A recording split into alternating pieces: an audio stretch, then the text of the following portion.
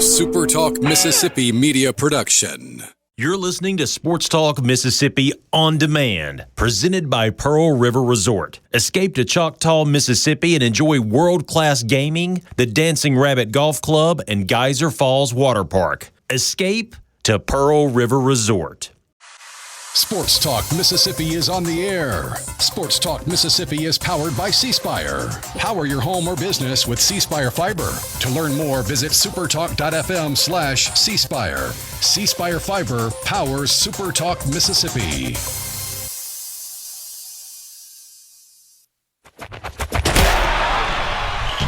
To the junction, in the Grove, and to the top. This is Sports Talk Mississippi. On your radio and in the game, right here on Super Talk Mississippi.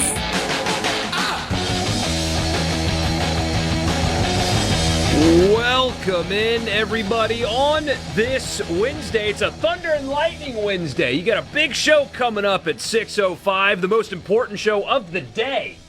Got to mention it as many times as we can to make sure as many people listen to that show above all other shows on this network. Thunder and Lightning Wednesday. You all right over there? No, I'm not all right, and I'll explain why here coming up in a little bit. But we got a fun show for you today.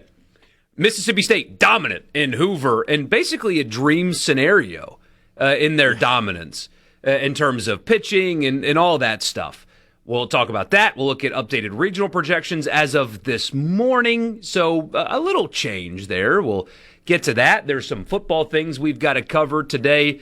Brett Bielema's got some thoughts on the playoff, and they're very funny when you think about them. I've got a question for Hey Dad, and then I'll turn it around and ask myself the same question as well, related to games that you're worried about this year in 2026 on the football field.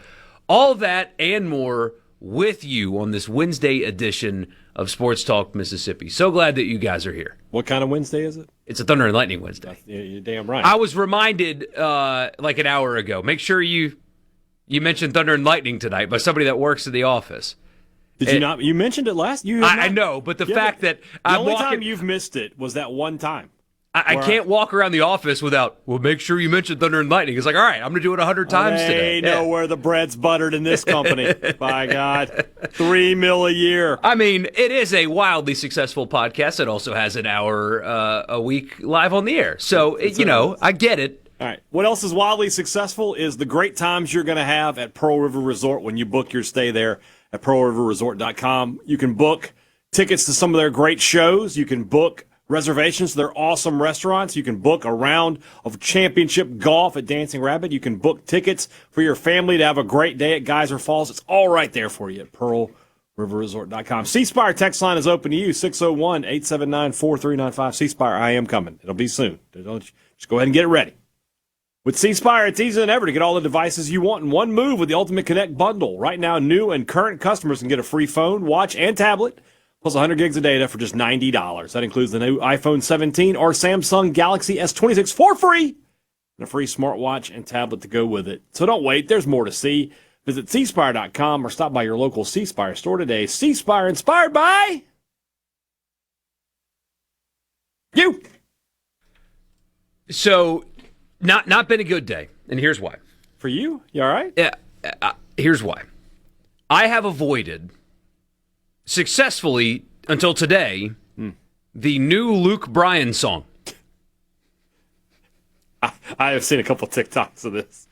And now it's stuck. I cannot get the hook out of my head. So here it is. Wake up, you guys have to deal with this now too, because trucks, cold beer. That will not get out of my. It's been hours, and that's all I hear. The song, constant. But it's close enough. Oh, it's close enough. Here it is. Have it my own way, you know. Let me tell you how every day would go. Wake up, coffee, camel, climb tree, wet line, 18 fish hunt, golf drink. That is the man that is supposed to be like the heir to the throne of Willie Nelson and Waylon Jennings. What are we doing with our lives here? Golf drink. All right, enough. That's a 50-year-old man. Fish hunt. golf drink. It's like they just put into AI, what do Southern people like, and just say those words. And here's say a those song. words, yeah. Because they don't even make sense. Doesn't even mention football. What's coffee, camo, climb tree. What? Like, in 18, what does 18 have to do with any of this? Like, 18? 18 holes. But I think he's talking about an age that he wants to be. Like, I wish I was 18. I think he's talking about 18 holes. He's talking about golf. But then he makes a golf reference later. Well, he's playing 2 rounds. Either that or maybe he's got, Who's got time for that in a day, by the way? Maybe if it's the other thing, more on cross in the morning. You see what I mean? It's like, okay, what about 18 applies here, Luke? Yeah, exactly. And so, if it's at 16, we'd have been like, hey, buddy. Who's got time to go hunting, fishing? That's his point, though. That would be his dream day if he had nothing play else to do. 18 holes of golf. He could get up at like 5 in the morning, go hunting, hit the golf course around 9, do a little fishing in the afternoon. And then drank beer, cold beer. And my truck. That's right. Got my dog. Exactly. I Somebody turn off Luke Bryant before I drive into a tree. That's the word. I mean, Borky plays bangers, had a good run. It just died right there. That doesn't count. That's not bumper music. He was just doing it so that we all had to suffer like he has. But hey, I can't get that out of my head. That's how those songs Wake work. Up, camo, climb tree. That's why it's pop music. These songs are written by people who understand how to get songs into your head. And these aren't like. But I hate this. Luke Bryan didn't write that song. Somebody wrote that song that understands the science. Yeah, its name behind is Chat GPT. Yeah, something like that. Yeah, that's like what? How do we make a song catchy that gets into people's heads? It's not. There's no actual soul to the music. I can't stop hearing "Wake Up, Coffee." Well, please stop. Like, and guys like him, he grew up in the South. He's a Southern guy. Not all of us have to suffer with you. All right. But he makes music that is like a caricature of what the South actually is. Like a Hollywood director would be like, all right, these guys are in the South. What do they like? Go. Yeah. They were like, well, they like hunting and golf and fishing and cold beer and trucks and Yeah, right, like what was that show? Good. Oh gosh, where he was the president and C-SPAN?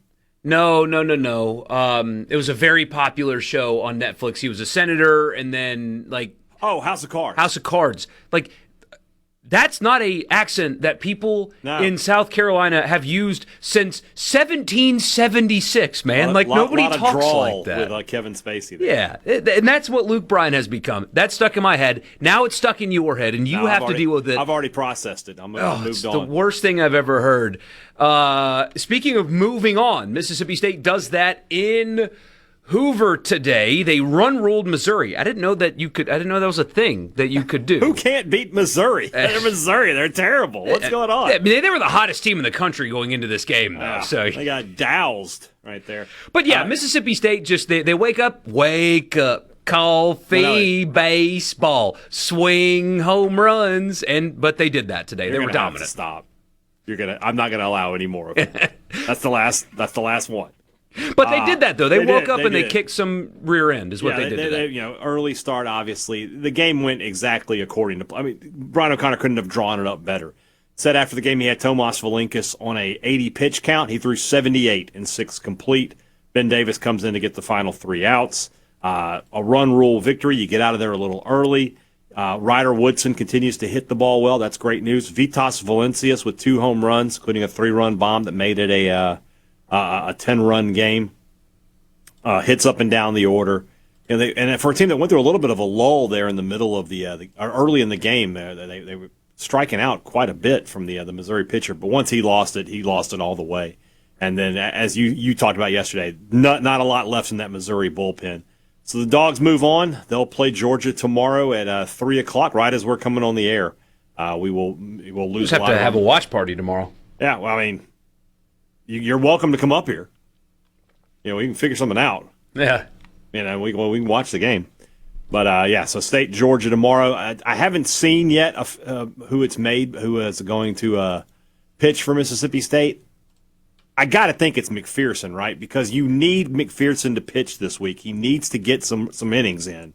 And, if you don't pitch him, you take a risk that you lose to Georgia and you don't get to play him at all. So I'm expecting the name to be McPherson tomorrow. Or if nothing else, maybe they're saying, okay, we'll give Duke Stone the first 2-3 innings and then McPherson the next 2-3 innings. But he's got to pitch tomorrow because you can't risk him not throwing this week. He needs the innings. But a really good performance for Mississippi State today.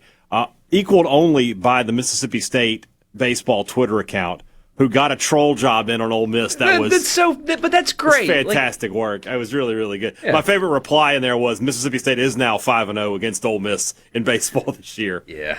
As State tweeted out a graphic saying they were the first college baseball program in the state of Mississippi to successfully challenge an ABS decision, and they did get that challenge through. So good day for Mississippi State. Everything worked, as I said, according to plan, and now it's just about could State win a couple of games here, beat Georgia, beat Alabama, or Florida, and find their way to the other side of the bracket where they could be maybe the 8th seed?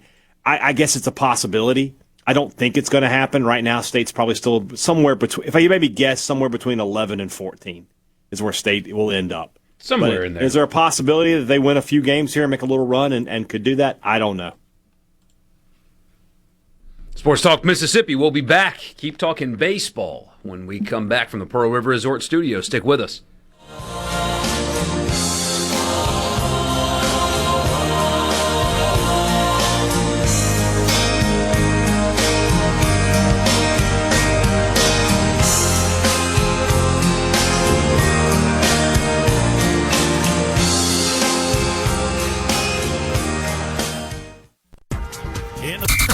SuperTalk Mississippi. Check this out. Are you ready? Yeah! Sports Talk Mississippi.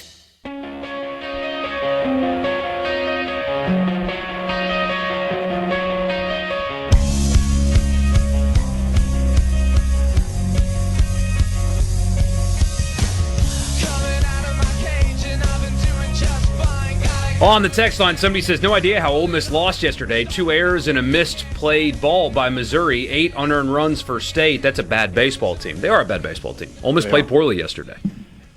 And you've got somebody else here on the C Spire text line, which, of course, you can join us at 601-879-4395. Tim and McGee, will someone please tell Coach Bianco, when you rest your starting pitcher, you can and will give them a vacation? Going with Will Libbert yesterday was not the issue for Ole Miss. I don't think that was the issue, but he's right. Like, at some point, that you might have been like, hey, let's get Hunter up. Let's just get him an inning here. They did it with Hooks. Yeah, because the timing of that was still odd. Now it's going to be 2 full weeks before he pitches again. Yeah. That's rough. Yeah, Libbert wasn't the issue yesterday, though. No. That was a fine decision. It was more about everything else that went on during that game yesterday that cost look them. At this. What happened? From the Sun Belt tournament, middle of the 4th inning, Louisiana leading Coastal Carolina 7-0. Southern Miss, they're not going to see Coastal this year. That's crazy. Those two teams aren't going to play, but I guess it's the same thing. I mean, Georgia didn't play Texas in baseball this year, so you know what this is? Confirmation bias. I am aware that this is confirmation bias. You're talking about the Schnall. Coastal Carolina completely collapsing when reports are out that he's taking the South Carolina job. Yeah. You could be right. That has happened before. And that's not a Kiffin reference. That has happened before. Happened in the Premier League this past week with the best coach in the game, Pep Guardiola, said he's leaving Man City. So what happened yesterday? They drew, and Arsenal wins the title, which hurt me physically. ABS today. So I know you watched the Ole Miss game yesterday, but any it's thoughts? 7-7 now? What? No way. Oh, it is. Yeah, Kendall Rogers. Yeah, it is. It's tied. Never mind. Oh, my gosh. Your confirmation bias was wrong. Coastal's absolutely locked in. Yeah, until they lose. Yeah. But anything ABS related that you want to add from yesterday? Again, I know you watched Ole Miss Missouri yesterday, but looked like it's working fine. You know, it functions beautifully. It functions beautifully. It doesn't take a lot of time. Is there an issue with where they've got the strike zone set up? Yes, but I think the guys are starting to figure it out, which is fine. It's fine. And Missouri's catcher again today showed that dude has. He understands the strike zone. He knows the strike zone. So I got this. I was actually driving at one point while the game was on. Got to listen to Neil Price. Listen to this story. He said he talked to the Missouri coach Kendra Jackson, right? And he said, we are only allowing the hitters to challenge if we'll alert them from the dugout. And he said what he did was last weekend, he said, what we're going to do is this. You can shadow challenge pitches. If you think you got one you want to challenge, tap your hip. We'll chart the pitch. We'll go back and look, and we'll see what it says. Ooh, I love that. His batters were 0 for 5. So he's like, wow. We'll tell you to challenge. Don't go challenging. How about that? So I was like, we give Missouri and their coaches a lot of crap because that team's not very good, but that's just smart. He's like, here's your opportunity. If you can show me you can do it, we'll allow it. But they were 0 for 5. He was like, and I've talked to O'Connor before. He said, he's told me, he's like, we track all those pitches. The umpires are like 94 to 95% correct most of the time. Like the catcher has the best chance of getting it right. Yeah. And the hitter is going to be wrong more often than not. Even in Major League, like it's less than 50% for the hitters. That's crazy. I didn't know that. I think that's what I saw. It's like 44% of the hitters are getting it right. Yeah, and like even yesterday, I think the umpire there was 10 challenges in the game. I thought the umpire called a good game. Every single challenge was on a pitch where it was like the ball nicked the zone. Like it did a good job calling the game yesterday. Did the umpire? But no, Missouri, whoever's coaching there has two hands tied behind his back. Mm-hmm. They don't invest in baseball. I'd be willing to bet there are players on Ole Miss and Mississippi State's roster that make what the entire Missouri baseball team makes. Oh, yeah. I don't think that's hyperbole either. I would be surprised if Missouri's got... Maybe 2 guys from state, like Ace Reese plus another guy is probably Missouri's whole payroll. I would... There's a couple for Ole Miss if you put them together. I mean, especially like with Elliott. Elliott was the name I was going to say for Ole Miss for sure.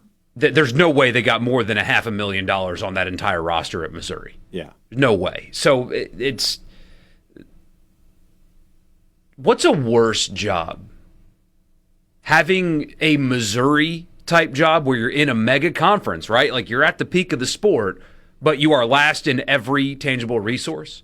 Or if you're at, I don't know, Texas A&M Corpus Christi, where you're playing in front of the moms and girlfriends, and like, what's a worse job, I wonder? I would think it'd be worse in Missouri because when you go on the road and you see how the other half lives, yeah, you're like, because if you're at Texas A&M Corpus Christi, everybody's stadium is probably about the same. You're playing in front of a few people here and there, but you're in Missouri, and then you travel to state, travel to LSU, travel to Texas and Texas A&M, and you go to these big stadiums with thousands of fans. You're like, dang, if I was only a little bit better, I could be in the mix here. Yeah.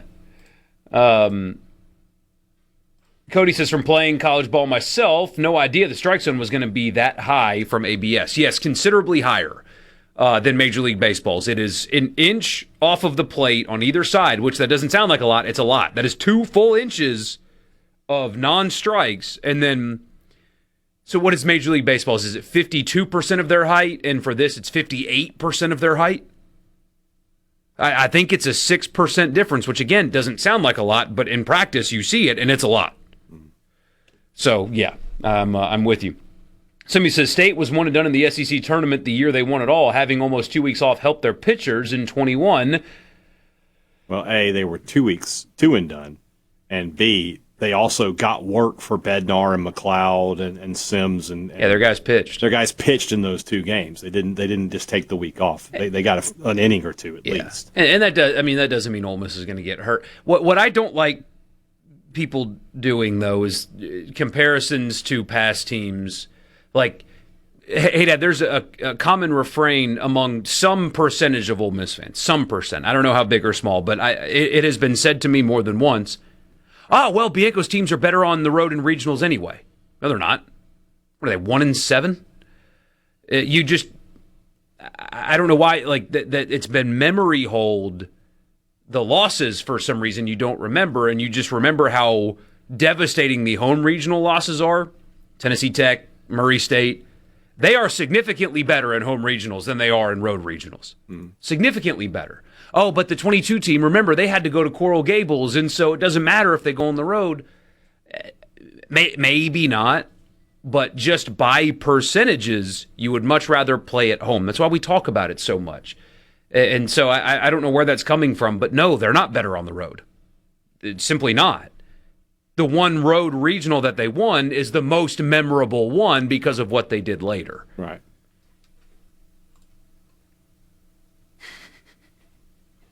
I can't read that message, third from the top. Hey, Dad, or maybe I could. Yeah, well, it's a few inches is a big deal. What was it yesterday? 2.3 inches? Like, my gosh, that's a lot. Somebody says, will Ole Miss hire Jay Johnson after Mike Bianco is forced to retire? Would be such an Ole Miss move. What do you mean by such an Ole Miss move? Hiring a guy with multiple national championships? The coach who's won 2 of the last 3 national titles is an Ole Miss move? Yeah, typical Ole Miss, hiring great coaches. They didn't hire Pete Golding. They hired Kirby Smart. Yeah.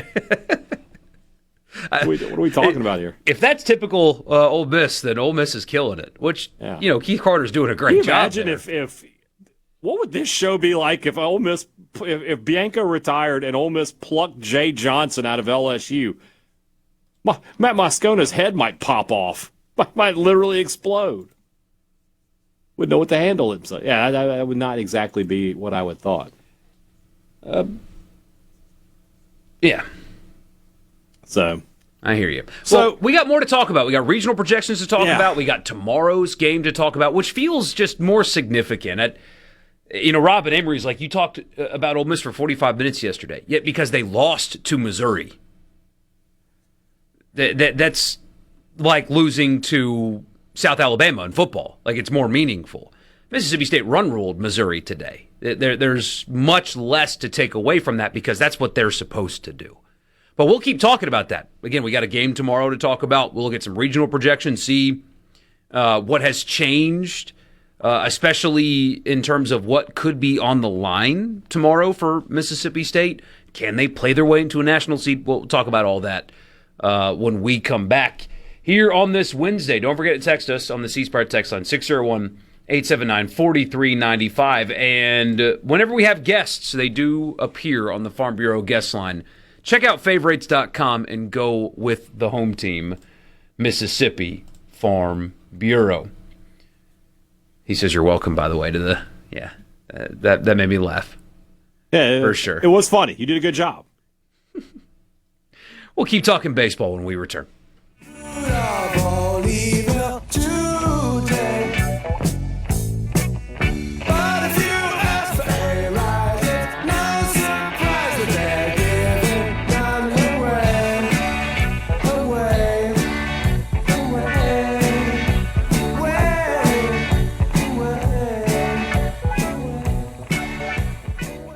From the Seabrook Estate. Let the broadcasting of the disturbed continue. Sports Talk Mississippi.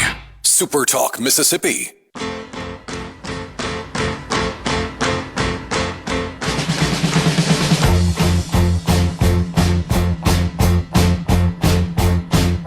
Sun is shining in the sky. There ain't a cloud in sight. It's something. Welcome back in Sports Talk Mississippi. 601-879-4395. That's the C Spire text line. You want to be a part of the show, that's how you do it. So, like we said before, kind of a dream day for Mississippi State. Executed the pitching plan, didn't have to play extra innings. Now Georgia tomorrow. So you already talked about pitching a little bit. Let's expand on that some. How do you balance, if you're Mississippi State, protecting yourself for next weekend with, I think it appears that Brian O'Connor wants to win, but this is going to sound weird, is okay if they don't because he's not going to sacrifice their plan for the sake of winning? Yeah, that's. I think he's smart enough to know that, hey, look, we'd love to win this tournament, right? If you're Mississippi State. It doesn't hurt to put a trophy in the case. Yeah, hang a banner. Great. It's fine. But at the same time, it's about, you have to be smart in the way you do this. You can't go out there and say, well, Valinkas, you're just going to throw 9 innings if we can get 110 pitches if we can get that out of you. And then McPherson, we've really got to get you to go 5 or 6 innings today. And then Duke, you're going to have to go 6 or 7 innings, and so on and so on. the real tournament starts next weekend, and we've always said that you've got to manage your pitching in such a way that it gives you the best chance to win the national championship, not the SEC tournament championship. And that appears, I didn't like the decision on the surface, but it did play out the way I mentioned it. There was a pitch count on him. It was maybe a little bigger than I thought it would be. I didn't think they'd give him 80 pitches to throw. I thought, when he came back out for the sixth inning, I was like, wow, they're really extending him here. But, it worked out perfectly for State. I think you do the same thing tomorrow with McPherson. You give him an opportunity. You're probably going to have to tell Duke Stone, look, if we win, great, you can pitch on Friday. But if we don't, you're going to have to throw a really active bullpen so we can keep you going. And to be totally honest with you, looking ahead to the Starkville Regional, you're probably going to be matched up.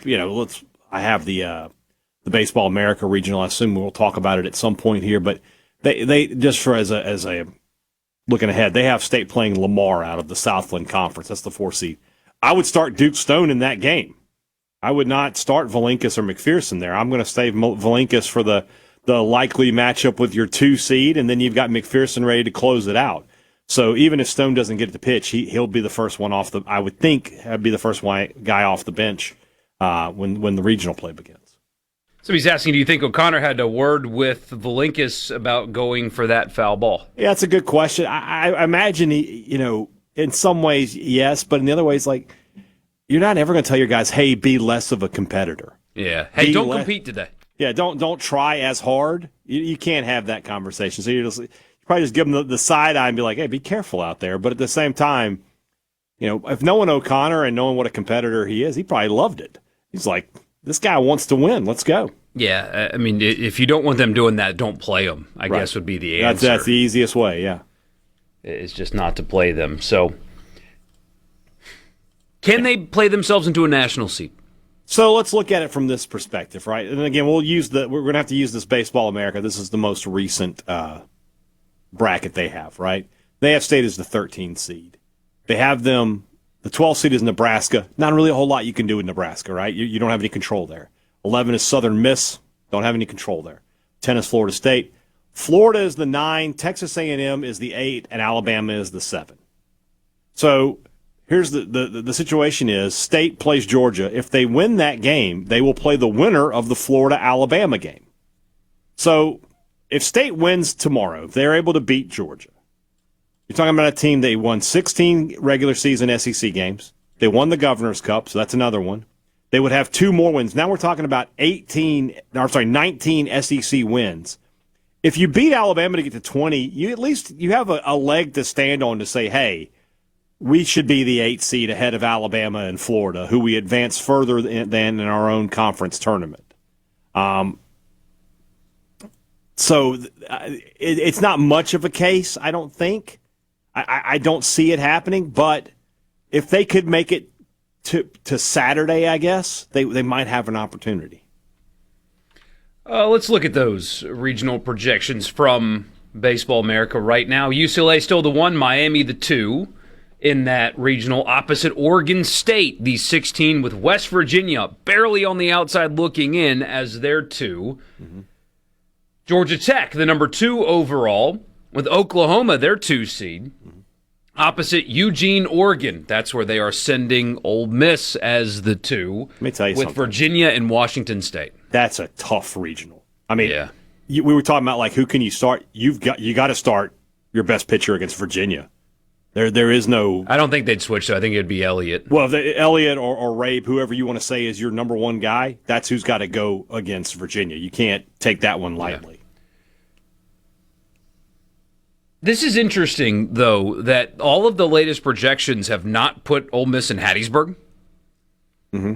Part of me wonders if the people that cover the sport understand what's going to happen, and Jeremy McClain and the committee's not going to send Ole Miss to Hattiesburg. Yeah, they're just like, we're going to change it up. Yeah, going to mix it up. I spoke to some people down at USM today, and they were like, we'll take obviously whoever we get, but like we would prefer if Ole Miss and or Tennessee were not in our regional. And yeah, I mean, variety's the spice of life, right? Yeah, just it's mix like it up. we'd like to get some new fans in here, and and basically with the Tennessee fans, he was like, I don't want to deal with the Applebee's jokes again.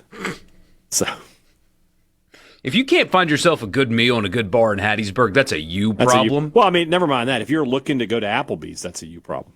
That too. Yeah, I would like to go to towns that don't have Applebee's but have a ton of great local I restaurants. mean, honestly, on like a That's how I Tuesday roll. night though, when they have those like All right. Yeah, 2 well, it's for like- $20 specials well, or it's like whatever. you can eat riblets. Yeah. It's not bad. But a weekend away to go Yeah. watch my team play. Go find a local spot. Yeah, So. and there's plenty of those. Yeah. Georgia, the number 3 overall, with Arizona State there too, opposite Kansas. Kansas, if they win the Big 12, they're going to host, even though their resume is not that of a host. That's just how it's going to go. be. Yeah. You have to accept it. USC there too, with Mercer and Wright State all in that regional. Texas, the number 4 overall seed, with Boston College, Liberty, and Holy Cross opposite Starkville. As Haydad said, the 13 is Mississippi State, with Wake Forest, SEMO, and Lamar. Yeah, I would definitely look at that and say I'm going to start Duke Stone and then have Valinkas and McPherson ready to close you out. If I was playing Lamar in the first, no offense to Lamar, but No, that's what you do. you have to look at it that way. If your number 3 guy can't beat Lamar, then your number 3 guy is not going to beat Wake Forest in the regional final. Exactly, without a doubt. So Yeah. North Carolina, the 5, with Tennessee there 2. Again, East Carolina barely sneaking in the 3. Opposite Nebraska, with Cincinnati, Miami of Ohio, and Illinois, Chicago. Auburn, the 6, with UC Santa Barbara, TCU, and Bethune-Cookman opposite Hattiesburg. Not much change in this, but they have updated it some. Arkansas still the 2 in Hattiesburg, with High Point and Campbell. Southern Miss, Arkansas would be an elite pitching matchup. Very compelling Yeah, it's good regional stuff. is what that would be. Just very compelling. Yeah. No doubt. Alabama, the 7, with Missouri State, Michigan, and Yale. That's an interesting regional. Missouri State being the 2. Yeah. Just kind of throws me off there. Opposite Florida State, with Jacksonville State, the 2, Troy, the 3, and Rider. How interesting, right? That in that pairing there, the 2 seeds in both regionals are Conference USA teams. Those are 2 good baseball teams. Yes, they are. Texas A&M, the 8, with Coastal Carolina, all the way down to the 25 is where Baseball America has them. They went drop from this game national today, seed they walk might drop further. to 25th in, 3 weeks? Yeah. 2 weeks? Yeah. Crazy. Opposite Gainesville, Florida, the number 9, with Oklahoma State, Louisiana, and North Florida. So there we have There you it. go. There we have it, yeah. So Ole Miss in Oregon, if they were to win that regional, they would travel to Atlanta in all likelihood. Mississippi State hosting, and if they win their regional, they would travel to Austin in all likelihood. And then Southern Miss hosting, but if they were to win their regional, traveling to Auburn. We've talked about, could State move up? Could Southern Miss move up? I don't know. Could they win if they sweep through the conference or the Sun Belt Conference tournament? Could they be the 8 seed? I don't know the answer to that. Feels like they have a case. They have a case.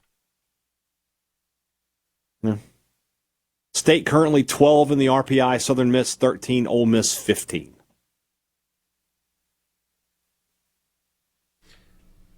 Somebody says, honestly, who likes Applebee's? All right, don't look down on those of us that need a cheap meal, all right? All right? It's less about like and more about necessity, but, don't judge me. Yeah. Kidding. Short answer, no, they cannot play into a top 8 seed. Feels that way, but stranger things have happened. If State is still playing on Saturday or Sunday, there's going to be some discussion of have the Bulldogs pushed their way into the top 8. Certainly will be. Yeah. I do think they start making the bracket like now. Agreed. At least in the past, you've looked at it and thought, they didn't really change anything this week. So, anyway, a few more of your messages. We will get to those when we come back. Sports Talk Mississippi in the Pearl River Resort Studio.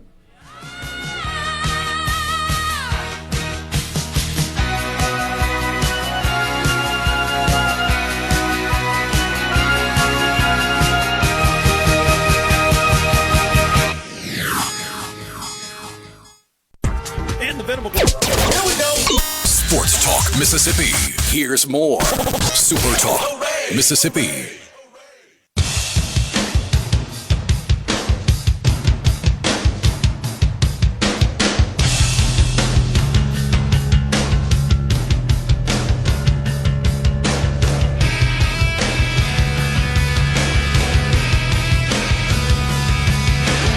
pitches pitching the way it's been getting done. If you start Tomas Valinkas in game one of the regional, you are not going to win that regional. Start over, because the only like the last three words you said.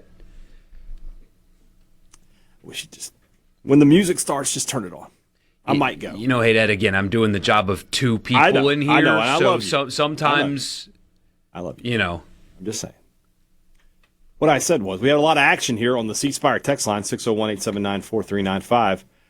No, hey, Dad, let's keep the pitches pitching that has been getting it done. I can't agree with that. You cannot start Valinkas in game one of the regional.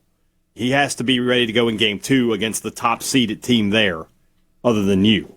You start Duke Stone, he'll be able to beat the 4 seed, and then you've got McPherson and Valinkas ready to pitch the games that matter. You absolutely would make that change. That's the way you should handle things. You can't treat a regional the way you do a regular weekend series. Right, exactly. Because it's not. You're not playing the same team 3 times. You're playing a different team there. Brian and Tupelo, almost as valuable for State to get to that 9-10 line as top 8. Give me Tuscaloosa or College Station over a place like Austin. I think after this past weekend, Mississippi State would love to get back to Tuscaloosa or back to College Station. You know you can hit the ball there, and if you can just get a little bit better performances from your pitching, which Valinkas will be having some extra rests and things like that. Yeah, I think if you're talking about a super regional at College Station, State would feel really good about that. Same with Tuscaloosa, I would think. Yeah. Arkansas is this is from BJ and Brandon. Arkansas is on the cusp of hosting, and Southern Miss is almost a top 8 seed. Why would they punish Southern Miss by sending the best 2 seed in the country to them? Well, they're not the best 2 seed according to this. According to this, the best 2 seed in the country is West Virginia, then Ole Miss, then USC, then Wake Forest, then Cincinnati, then Arkansas. Arkansas currently, right now in the RPI, where are they? They're 27th.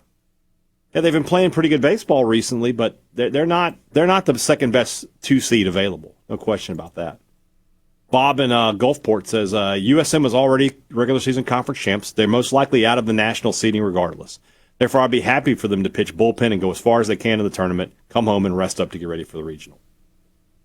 These conference tournaments, they are both important and unimportant at the same time. It's wild, yeah, because we got another question. I didn't think the SEC tournament mattered. Coaches don't want to win it, but winning a few games could secure a national seed. Does it matter or does it not? Is the answer both? Like you're saying, it's there's both. Some nuance to it, right? Yeah.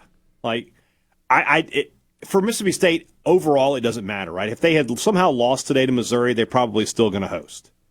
But being there does give them an opportunity to enhance their resume a little bit, and you just don't ever know. Plus, you just don't know what's going to happen around the country. Somebody else could lose here and there. You could have an upset, and it could shift things around.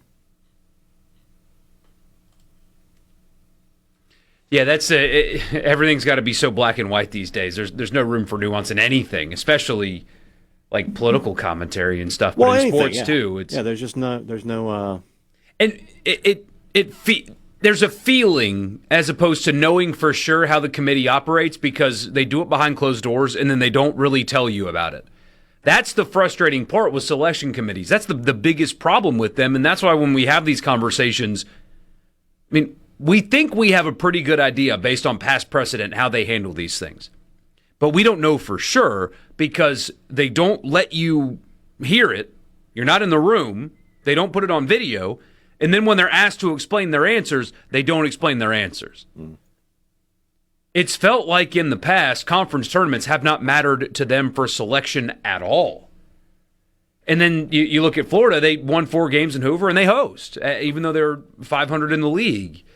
It's, as Haydad says with football, sometimes they just make picks based on vibes. They really and you do. can't rationalize it and trying to. It's just as simple. If State ends up playing Saturday or Sunday, there's going to be a push to say, okay, this team has won 21 games against SEC competition. All right, maybe we should. What is State's bad? They have no bad losses on the season. They came within a one run of beating UCLA. Like, this is a good baseball team. They're playing good baseball right now. Maybe we should bump them up a little bit. That discussion could be had. But there could also be the discussion of, hey, they played well, but so is everybody else. Mm-hmm. So we'll keep them where we had them. You just don't know. Somebody says, didn't Ole Miss throw off last year and got beat? Talking about not throwing their ace to start a regional. Two things there. Well, I guess three. Maybe two, three. I don't know. We'll see if I get to three. Just because a decision doesn't work doesn't mean it was the wrong one. Right. That was the correct decision because Ole Miss's pitching was abysmal last year. They had to go 3-0 if they were going to win that regional, really. I mean, you even saw that final game where they could have, should have won. Look at how many runs they gave up. Offensively, they should have won that regional easily. What was it, 8, 11, 11, 13, something like that, the amount of runs they scored in each game, and they didn't win the regional. They couldn't pitch it, so they had to do it that way. And Murray State was, as it turns out, an outlier 4 seed. I mean, they went to Omaha. They were an outlier. So most 4 seeds aren't going to be what they presented. I think that's 3. Yeah, that's 3. I got to 3. You did good. More Sports Talk Mississippi after the news.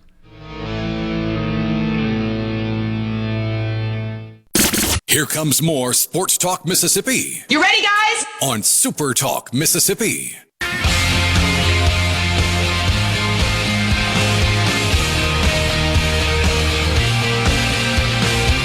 I was just walking outside. I saw some rain on my car. It's raining out there. A lot of it. What does that mean? Means the grass is going to... I don't have time to explain the whole process of photosynthesis here on Sports Talk I would actually Mississippi. like to hear your explanation of photo. Not that you don't know what it is, but just a guy that hasn't been in high school for a long time. I have an idea. I do know that mitochondria is the powerhouse of the cell. Always. That being said, if you're going to have to mow your grass this weekend, it would be best to have the best mower available. That's a John Deere mower. Our friends over at Ag Up can take care of that. If you need a John Deere tractor, mower, if you're looking to get out off the road with a John Deere Gator, they've got great deals available right now. And you just go get a quote right now on a John Deere 1 through 5 series tractor at any Ag Up location. You're going to be entered to win a John Deere generator and pressure washer package worth over $1,500. 0% financing for 84 months, and an additional $500 off select models during the event. You can't beat the prices. You can't beat your chance to win. Visit your local Ag Up dealer. 15 locations throughout the state of Mississippi, or you just go to agup.com. Ag Up Equipment, your down-home dealer. What's up on Sports Talk Mississippi? We got some more baseball to talk about. Lane Kiffin, I assume we're going to talk about him lying again. We're going to do it? We don't have to, do we? I mean, he did another interview. And then in the college football fix, Borky has a question for me that I can't wait to answer. We'll just say that. Can't wait to answer. Yeah, I don't want to do the kid. I mean, the dog thing. I admit that I'm a little oversensitive about the dog thing. When I found out, and when most people found out that they were faking dog ownership, is when mine died too soon. Yeah. And so I was like, how could a human being fake dog ownership and then leave the dog behind? I was also bothered that a lot of people knew about that and like went along with the grift. That bothered me too. Just acted like it was no big deal. Is what you know. Yeah, you never owned the dog. I thought we all knew that. And then in this interview with Pardon My Take, he kind of confirmed what everybody knew, that he did abandon the dog. It still it does not live in Baton Rouge, and it's just bizarre, man. That's why of all the things that you lie about, why are you lying about dog ownership? Do you know his Q rating sucks right now? You know what would improve it? Owning a dog. But seriously, if he like went on actually owning a dog, like when PFT and Big Cat ask about Juice, you know what you say? I realize that I'm too busy as a football coach to give it the life it needs. Yeah. People at Wild Rose do an amazing job at taking care of those dogs. I couldn't give it the life that it currently gets, and I decided, you know what? He belongs there where he is happier than I could make him. Do you know how many people would be like, "Oh, what a night! Oh, that's great. Good job, coach. That's awesome." It just sounds like the premise of a rom-com. Like it really does. I had to let her go. But seriously, just be like, yeah. I hope she's happy wherever she is. That's all you have to say is, that's a great place. I can't take care of him. They can. So I made the right decision to let him live out his life. Instead, it was, well, actually, he's mine, and I just don't have a house right now, so he can't live with me. Like, come on, man. Stop lying about the dog. Of all the things to lie about, the dog. The dog. That's the one thing that you won't get anybody on your side about either. Leaving Ole Miss for LSU, a lot of people agree, regardless of the process, people agree with that decision. Kiffin has a telltale sign when he's lying. It's simple to see. His lips are moving. It's a good point. I'd love to play poker with Lane Kiffin. My guess is he looks down there and there's pocket aces. His eye would start twitching. Yeah. Like, I'm gonna fold here, Lane. I gotta be honest with you. Like that Jim Carrey movie. Yeah. Great movie, by the way. You scratched my car. Where? Carrey was, hey, Dad, I was younger during Jim Carrey's heyday, but was he like, what was he? Was he like the actor? Like Jim Carrey was on top of the world? He had a stretch there of a few years where if he put out a movie, you were going to go see it. Dumb and Dumber is the closest I've ever come to passing out in a movie theater. It still holds up. Like, we went to see that at the theater. I went to see with two guys that I lived in Sessoms Hall with. And we were both, the three of us were like literally like holding our stomachs, leaning over. I nearly passed out laughing so hard. And then, he does that. He did Cable Guy, which is not a great movie, but we all went to go see it. Then he does, Truman Show. And people pretend Cable Guy's a good movie because it was Carrey. Right. It's not a good movie at all. It's really bad. But Truman Show is awesome. Ace Ventura. Ace Ventura is a movie I've seen probably a dozen times. It still holds up. It is the most sophomoric, immature movie you can possibly watch, but the jokes still hit. So Carrey definitely had a good run like that for sure. Is there a modern actor that you can compare him to? So Bill Simmons talks about it, he calls it season tickets. Like this guy puts out a movie, I'm going to go see it. Right? There isn't really one right now. He's not on the same plane, but if Chris Pratt does something, I'll watch it. I like him. Right now, my season tickets are more about like franchises. So like when Doomsday comes out in December, I will go see it. They're starting filming on the Batman Part 2. I will go see that. Mm-hmm. So stuff like that. Like it used to be that way. I'll tell you a guy, Steven Seagal. Like the first 4 or 5 Seagal movies, Brian Haydad was there. I saw those movies I saw Marked for Death, Out for Justice, Under Siege. I saw all those in the theater with my dad. Yeah. Like my dad would be like, son, new Seagal movie. I saw the trailer. Like, let's go. What is he this time? A cop or an FBI agent who's been wronged? What is he? I love those movies. Will Ferrell, that's a good submission because I'm familiar with Jim Carrey movies. Obviously, I've seen them all. I liked him, but I was a little young. Ferrell was our generation's. Yeah. A new Will Ferrell movie, I'm watching. Yeah, Cruise would be like that. But he wasn't a comedic Not actor. a comedian, but just like an actor who, if he put out a movie, you were probably going to go see it. Denzel is definitely one like that for sure. I'm trying to think, like for comedies, like Vince Vaughn would be one of those guys. If Vince Vaughn's putting out a movie, it's probably fun. If he's doing a comedy, I'll probably go watch it. Sandler's one for me too, Keith. I like Sandler a lot. Sandler from you're talking like Billy Madison, Happy Gilmore, Little Nicky, Wedding Singer. Those he had a run there for sure. Everybody gets a run. It's the guys who make it longer than that. Anything Jason Bateman does, I will. You'll watch that? Okay. I will, because his range is awesome. Yeah, because he could be like the comedy guy on Arrested Development, but then he can also be the killer on Ozark. He's a good actor. That's a good actor though. Somebody says Keanu. That's another good one. Keanu. Where has he missed? Well, his movies are good. Yeah, like The Matrix. The Matrix is a movie. I don't know if I've ever told this story. My mom used to be like part of a movie of the month club where they would send VHS tapes to your house. And all she ever got were like rom-coms and old westerns and stuff. And then one day The Matrix showed up. And I was like, Mom, did you order The Matrix? And she was like, they just send whatever. I'll probably send that back. I was like, well, I've been wanting to see this. Do you mind if I watch it? And she was like, okay. I popped it in. I watched it start to finish. And I stared at the TV for a second, and I rewound it, and I watched it again. Right, nice. I was like, I'd have no idea what I just watched. And so, The Matrix. I love Point Break. What'd she think about it? She didn't watch it. Oh, so, I don't like those kind of movies. The Matrix. Point Break is a great Keanu movie. Obviously, the John Wick movies are fantastic. The Replacements. I'm biased, but I love that movie. The Replacements is a really good movie. He's been in a ton of them.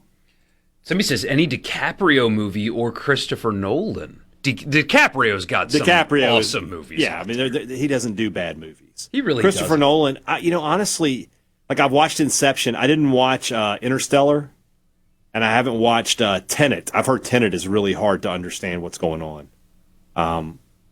But I will go see The Odyssey, I think, when it comes out. So we'll see. Yeah, I mean, that's just some of the casting is just, come on, guys. Well, I mean, I get that, but at the same time, we're talking about a myth. Like, we are. These aren't real people. But Achilles is... Yeah, I get it. Going from Brad Pitt to not Brad Pitt to play Achilles is... That's I a get that, tough but they decision. can't get Brad... There is no Brad Pitt. There's only Brad Pitt. You could... I mean, there's some guys out there that could have... Mark Wahlberg, good run there. Wahlberg, oddly enough, I don't know why it works, because he's not funny, is a good comedic actor. Like, he's in some really good comedies, and I don't know why that works. He has good... Because he plays a good straight man. Yeah. And he has the timing for it, so... But, I mean, Ted's funny. Ted is funny. The other guys is funny. Yeah. Somebody says Gosling is a guy who I will Gosling watch. is kind of... Gosling... Somebody... They were talking about this the other day. Like, you know how it used to be like... You'd see a movie poster in the 80s that just said Schwarzenegger. Yeah. Or Stallone. And you're like, I'm in. Project Hail Mary was like one of the first ones in a long time that just said Gosling. You're like, I'm in. Isn't that movie making like $1 billion? Yeah, everybody loves it. It's going to be the movie of the year. So, Mel Gibson, that's Stallone and Arnold also are another two that like when they had a movie come out, you were like, I'm going to go see that movie. Langston says, hands down, talk about them all you want. The absolute best performance I've seen in my life is Heath Ledger as the Joker. It's unbelievable. It's.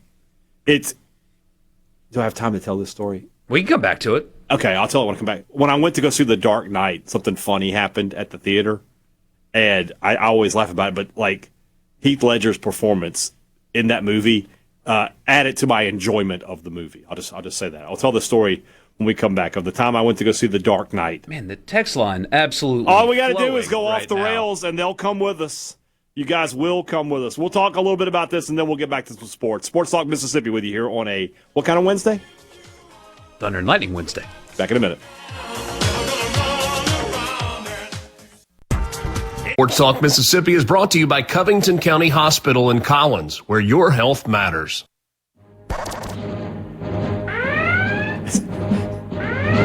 It's not that kind of breaking news. All right, Sports Talk Mississippi. Mississippi State just made an announcement that we will start Duke Stone on Thursday against the Georgia Bulldogs. I'm surprised. I've been surprised twice now by these pitching announcements. You know, O'Connor is going to keep things as straight as he can. My guess is, boy, I don't know. Would they go Stone and then try to get McPherson some relief innings? I don't know. I don't know how they want to handle that, but that's an interesting choice. But Duke Stone will get the start for Mississippi State tomorrow against Georgia. Again, first pitch at 3 p.m. So right as we're coming on the air, we will have. Is McPherson healthy enough to go? I mean, he's gone 2 starts in a row. I mean, you think he would be fine. I mean, obviously you keep him on a pitch count, but and I imagine Stone will be on one as well. But we'll see how it pans out. So anyway, Duke Stone starting for Mississippi State. All right, my story here. Yes. So for those of you who don't know me, I am a massive Batman fan. My all-time favorite superhero. I've gone and seen every movie about Batman that's been made in my lifetime. I have gone to see it at the theater. And I knew the hype around The Dark Knight and everything, and I was like, this is going to be the one. So I'm down. I get there. I used to do I would go on the Sunday of opening week, right? I would let the crowds happen Friday, Saturday, go see like the Sunday matinee, usually not that bad.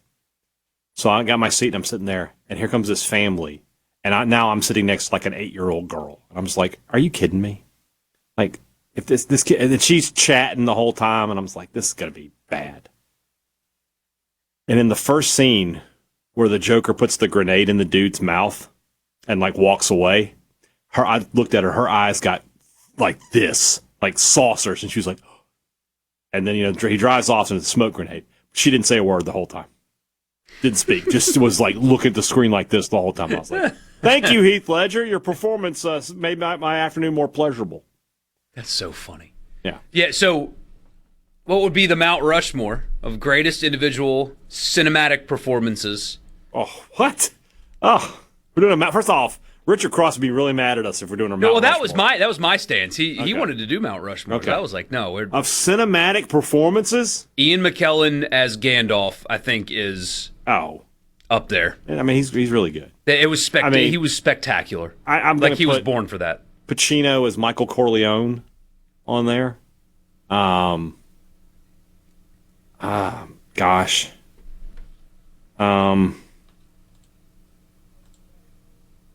That's too big a question. I'd have to sit down and really think about it. Somebody says Gosling as Ken and Barbie. What's wrong with you?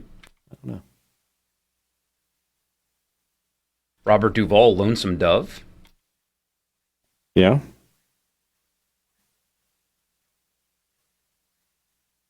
I mentioned Val Kilmer as Doc Holliday. That's a very good one. In that one. It's just that's too big a question. Ooh, you can't handle the truth. Is the best that's too of all big a time. question for us. That delivery Nicholson is really good in that movie. is elite. Very good in that movie. But Cruise is really good. That movie that's a great movie. It's just a movie. That's why, like when they did the rewatchables, then they created that podcast. That's one of the first movies they ever did, because that is a movie that you can come into at any time. If you're flipping, people don't flip channels the way they used to. No. 20 years ago, but it used to be like it did not matter where you were in that movie. If you were flipping channels and you realized A Few Good Men was on, you were stopping. You're going to watch the rest of the movie. Yep, pretty much. So. Every time. Speaking of stopping, Aaron Rodgers claims today that this, for sure, 2026, he is done. He will not play football again after the season. This is it. Do you believe him? I do, actually. I believe this him. is probably it. It's got to be it, right? Like there's not a lot of gas left in the tank. I would think this is probably it. So, one last run. And look, the Steelers are good enough that they can maybe make it interesting, win a couple of playoff games. They have that opportunity. But yeah, this makes sense. Just go ahead, get the. I am hopeful that he's such a weird dude. Like maybe in this last year he can get a little bit of hey, I would like to be remembered a little more fondly than I'm probably going to be. Yeah, loosen up a little bit. Yeah, something like that. I saw. When you said he was stopping, by the way, I thought he's going to stop taking peyote. I thought that's what you were going to say. He's going to stop, huffing chemicals and then going into a cave for 24 hours. That's what gives him life. I hear you, dog. You can read defenses better when you do stuff like that. That's what they tell me. No, I saw a clip, because I certainly wasn't watching, where Michael Wilbon was on First Take and was like, I don't care about Aaron Rodgers. Nobody cares about it. He's irrelevant. It's ESPN that makes him relevant. He's irrelevant. And I thought, we got to stop using that word. Yeah. The quarterback for the Pittsburgh Steelers is relevant. Yeah. Doesn't matter if you don't like the guy. That's a relevant athlete in the sports discourse, regardless of where you are. Doesn't matter. Mm-hmm. I hate that we've descended into, well, this guy's irrelevant. What are you talking about? He's a quarterback for the Steelers. He's very much so. It's not even and he's a that, Hall of Famer. Like, there's only 32 NFL quarterbacks in the world, right? All of them are relevant to some degree. Every single one of them. Who's the least relevant quarterback in the NFL? Jacoby Brissett. He's holding out for more money at Arizona. Yeah, that is probably the correct answer. But the first thing that came to my mind was Bryce Young. But even Bryce Young is a former Heisman Trophy winner and a number one pick in the draft. Yeah. He certainly has some relevance. Cam Ward, because, the small market quarterbacks, basically. Shuck would be on that list, to be honest with you. But even so, those guys are the starting quarterbacks of an NFL franchise. One of 32. That's one of you ask the average man what job he would love to have. What's your dream job? Like, elite professional golfer. Those guys have, I'm just saying, quarterback of my favorite NFL team is going to be high on the list of what people would say. Like, to say those are irrelevant. And here's the other side of that. Like, for somebody who is in our job, a member of the media, to say that somebody that is a pro athlete is irrelevant, you talk about the pot calling the kettle blacker than black. Yeah. Like, what are we talking about here? How can any member of the media look at a guy and say, hell, he's completely irrelevant? Well, especially when, like, there may be some the 13th guy on the bench for the Charlotte Hornets, maybe. Sure. A starting quarterback, and also this is a first ballot Hall of Fame, Super Bowl winning, all pro quarterback is irrelevant? If he's irrelevant, what am I? Yeah. And that was on the same show where Stephen A. Smith threatened, what was it, Jaylen Brown? Isn't that who he's been threatening lately to expose if he doesn't stop talking about him? I mean, that's what we're doing there. Hold on. Stephen A. Smith threatened Jaylen Brown? Isn't it the Celtic? I know who Jaylen Brown is, yeah. Smith went after him because he streamed the day after they lost in the playoffs, and gosh. And so Brown was like, "Shut up, guys." I'm just telling you, if you watch First Take, just AEW Dynamite comes on at 7:00. It's more real than that. I promise. I swear, Sport Clips is the only thing keeping that show alive. Sport Clip. Like, hold on, you mean like the place where you get your TVs on ESPN? Oh, you're talking about, okay, I was like, are you talking about clips of sports or like the place where guys get their haircuts? The place where guys get their haircuts, because they have like 7 TVs in there. They're always on, yeah. And the women that work there, they just put on ESPN and not know any better. And so there's 7 TVs in locations all over the country. We need to come up with the female equivalent of Sports Clips, where like you walk in and it's whatever women like to watch is on. And they get their haircut. Love is Blind. And, instead of having a beer tap, it's like it just does rosé or something. Hey, you got $1 million. It's $1 million idea. Rom-com clips. You just walk in and there's just always, 10 ways to lose a guy is always on. Just something like that. The guys working in there would be like the guy on, Paul Rudd on 40-Year-Old Virgin. Right. Where he's like, if I have to hear Yamo be there one more time, I'm going to Yamo burn this place to the ground. Exactly. I would be like, I have memorized the entire dialogue of 4 Christmases. I've got to get out of here. Could you imagine being a fan of a team who is being held hostage by Jacoby Brissett? That's a tough beat. I won't lie to you. If I was a season ticket holder, they sent me the email. Who's their backup? Carson Beck. Ew. With the first pick in the 2027 draft, the Arizona Cardinals select. Seriously, when they send the email, hey, do you want to renew your season tickets? It's like, just send me. Why don't you just send me a vial of cyanide? Yeah, that'd be quicker. It'd be easier. Oh my gosh. Same feeling. Yeah. Might feel better, to be totally honest. Just completely dead inside. Yeah. If that was my team. Hello, darkness, my old friend. It's like when you open the envelope, it actually sings that. Yeah. It sings the sounds of silence to you. What they should say is, when they send those season ticket packages in the fancy box, thank you for supporting the Cardinals, period. We're sorry, period. Like, if you open this box, you assume all responsibility. Yeah. The Cardinal organization has no liability for whatever happens after you open this box. It's actually just a waiver. You have to sign a waiver that you won't sue for the product on the field. Yeah, exactly. Emotional distress and damages.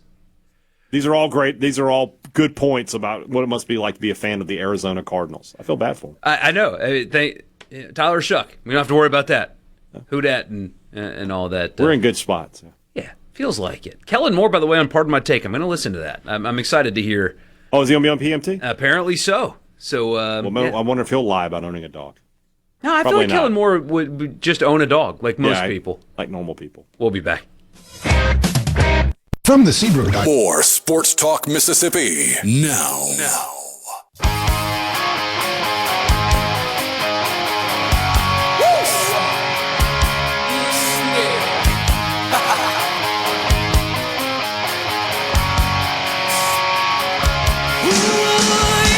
Welcome back, Sports Talk Mississippi. Borky and Haydad with you. So, remember the other day we told you guys about the Brennan Sorsby lawsuit? Brennan Sorsby, the quarterback that transferred from Cincinnati to Texas Tech. He was at Indiana initially, and then it came out that he had what appears to be a massive gambling addiction. Thousands upon thousands of bets, including on, the Turkish Baseball League, hot dog eating contest. I mean, it was just it's a lot. And of course, he bet on his own team, which is the biggest no-no. Any of it's a no-no in high-level sports, but especially the on-your-own team thing. Mm-hmm. The NCAA will not let you play after you do that. Ask Iowa and Iowa State, two schools that had athletes that were banned from playing because they didn't bet on their own sport or their own team, but they bet on sports, and so they were done. Sorsby filed suit, and in part of the suit to try to play, he argued that he placed the bets on his team to be closer to his team. And he didn't bet to try to make money and outline losses, and it was very laughable is what it was. But the judge that was assigned to his case was an alum of Texas Tech. He has recused himself from this case. Judge Philip Hayes, a native of Lubbock, he has 2 degrees from Tech, did not actually outline a reason. But the replacement will be picked by an administrative judge who went to A&M and Baylor for his degrees. Here's the thing about this. Finally, some integrity in the judicial process. Are you calling the Mississippi judicial process lacking in integrity, Hayden? It's a heavy claim that you're making there. I'm just saying in some instances. But this isn't a player trying to get a redshirt year. This isn't that. The Trinidad comparison, I saw somebody else do that today, and it's like you're so off. It's like comparing apples to lawn chairs. You can say the cases are different. They're totally different. But you could also say they're apples to lawn chairs. You could also say that having a judge that is a alum of the university allows for the thought of impropriety. And so recusing yourself does help you in that. Most certainly. There you go. That's all you got to say. But this isn't even. They're not the same case, The player is trying to play college basketball. This isn't even that. Yeah. Part of me, from a 30,000-foot view, thinks that some of these people involved should be giving better advice. This dude does not need to be playing football this year. A month of whatever he's been doing is not enough to stop your crippling gambling addiction. And the argument that he needs football to get better, it's sad. It's really sad. The NCAA needs to win. I think they will, because this is almost a universally agreed upon situation. He doesn't need to play football this year, and I don't know why people around him are telling him to try and sue and find an alum and do all those kind of things to get your eligibility. You need to go away for months, man. Like, you need a hard reset on life after reading what we've read about what he's doing. This is kind of like, when we talk about the fake injury and then they go right back in the next play, and I always make the same comment. Like, there's no way a doctor can analyze you and say that, yeah, you're healthy, you're good in one play, right? That's why it's fake injuries. This is kind of the same thing. Like, there's no way that we found out he had this problem and they're going to have him, completely rewired and fixed and over this addiction in 3 months, 2 months. I mean, he's got to go into camp at some point. So yes, this is a situation where the people around him have to go, look, this sucks for our football team. It really does. But if we don't get this kid some help, I say kid, I mean, he's probably a grown man at this point. We don't get him some help, he's going to spiral down. There's a good chance he'll spiral down a path that he does not want to be on. And you're going to be looking up in a few years and you're like, where's all my money? And going from there. So, yeah, he needs help. I hope they get it to him. I hope so, too. Somebody says, what's the problem? Politicians get to trade in the stock market. Well, that's a whole different bag of beans there, my friend. I'm not going to use that as an example of a reason why this should be allowed. I would go the other way. I would love to know one person that thinks that they should be allowed to stock trade while holding office and sitting on committees and stuff like that. Nobody thinks that they should. Right. No, I don't think. More on Cross in the morning. Yeah. But no, it's less about getting him eligible. I mean, we can have the discussion about whether or not they should be allowed to gamble. I err on the side of it's just one of those things that comes with the privilege of being a college football player or a college athlete. You can't bet. Sorry. If you're a pilot, you can't go grab 3 beers before your flight. Some things you just can't do. It's not against the law to drink a beer in a bar at the airport. You shouldn't if you're flying the plane. It's not against the law to bet on Turkish whatever. But if you're a college quarterback, you should stay away from it. That's one of those things that I'm not going to waver on. The times are not going to change my stance on something like that. Sometimes you just don't get to do things that you want to do. And you got to deal with that. But that's the latest on that story. I don't think he's going to play football this year. I think he's done. I don't see how the NCAA is going to. This is the one thing where the NCAA has been pretty consistent, where gambling equals you're out. And I just don't see it happening. I don't either. There's been a lot of discussion about the 2014 playoff. The Big Ten came out of their spring meetings unanimous in that they want 24, and the SEC is now the only entity in college football that is against the 2014 playoff. Think about how much that has changed, hey, Dad. Mm-hmm. The SEC is the only conference that does not want an expanded playoff out to a specific number.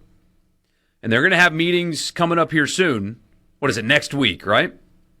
I think Greg Sankey's coaches are all going to tell him, you made us play 9 conference games. You need to expand the playoff. I don't care if it's 24. I have a feeling even the league office is going to get pushback from coaches when it comes to this discussion, only because they went to 9 conference games. But he's the lone holdout. The lone holdout now is the SEC. I think you're going to stay at 12 for a little while. But we'll see. That's good. That's how it should be. But the funniest part that came out of SEC spring meetings is Brett Bielema, the coach at Illinois. He told Pete Nakos of On3 that more teams in the college football playoff, the better. Here's the quote. Personally, I would love to see as many teams included as humanly possible. Oh, my God. It can't go to 64. I think somebody floated 32 last year or something like that. You know why Brett Bielema wants the playoff to have 32 teams? Because he'd be in it. He could finally make it? Yeah. Yes, that's a terrible idea. And he 32. He knows it. I saw a really good thing today about the NCAA. There's an article is like, there's an easier solution than going to Congress and all that for the NCAA. You could just follow the rules that you all accepted, that you all agreed to follow. Just follow the rules. And I forget who it was. It was like, this is a true story. Like, NCAA sports is steeped in cheating. Ever since those rules that were all agreed to by the universities were put in place, everybody has tried to find ways to get around them. It's like you could just follow the rules and have some integrity, but nobody wants to do that. So. Well, and that's why every time that gets brought up, I like yesterday, ranted about this is what you get when you go to politicians, and somebody texted and was like, well, they have no power. They can. They choose not to. Yeah. You can, just call me crazy here, right? Because the NCAA's rules, generally speaking, win in court. Generally speaking. Now, the losses created NIL and created the transfer portal, but now it's not necessarily illegal to enforce the salary cap. But they don't do it. They don't try. They don't try to enforce tampering. Not really. Why not? I think by and large, they don't do it because they can't. Their enforcement staff is tiny compared to what it needs to be. The process takes forever compared to what it could. If they actively tried to have an adequately staffed enforcement arm, that would help. But they don't do that. They don't do that. Mm. Mensa transfers from from Duke to Miami, and the ACC commissioner comes out talking about Pete Golding. It's like, look in your own house if you're going to talk about tampering in transfers.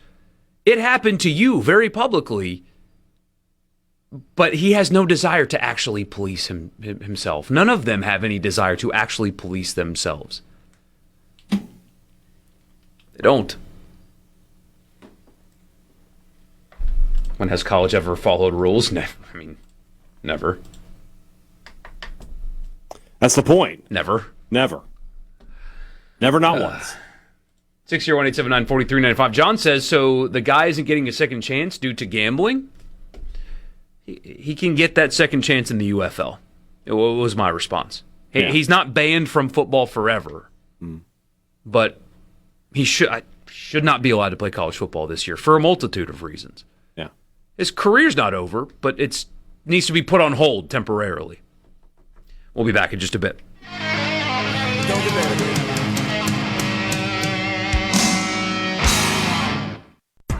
In the middle.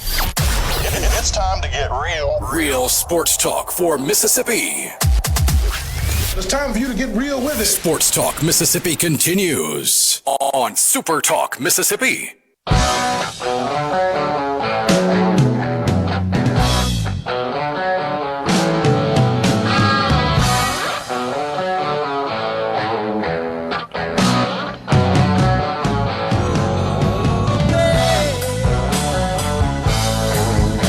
right, Borky. What's this thing you've got here? I saw the link.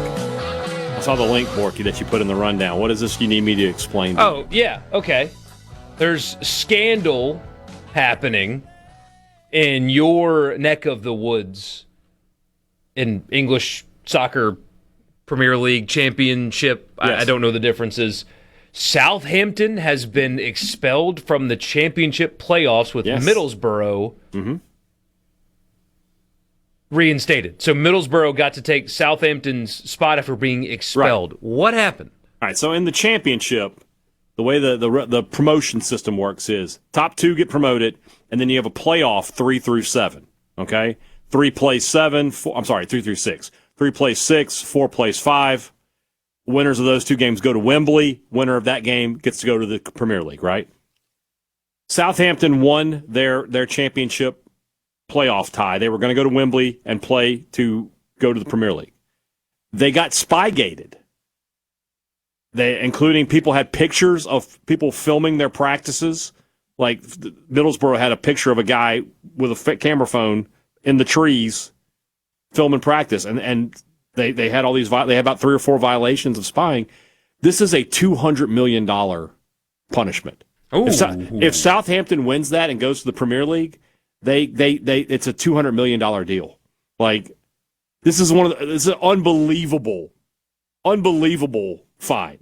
Like, that's what the NCAA should consider doing. Get together and they're like, you do this, and look, there's a lot of hypocrisy. You still got Manchester City sitting out there with like 115 violations of financial fair play, and they haven't been punished yet, and so on and so forth. Though, so yeah. What's your favorite sports cheating scandal?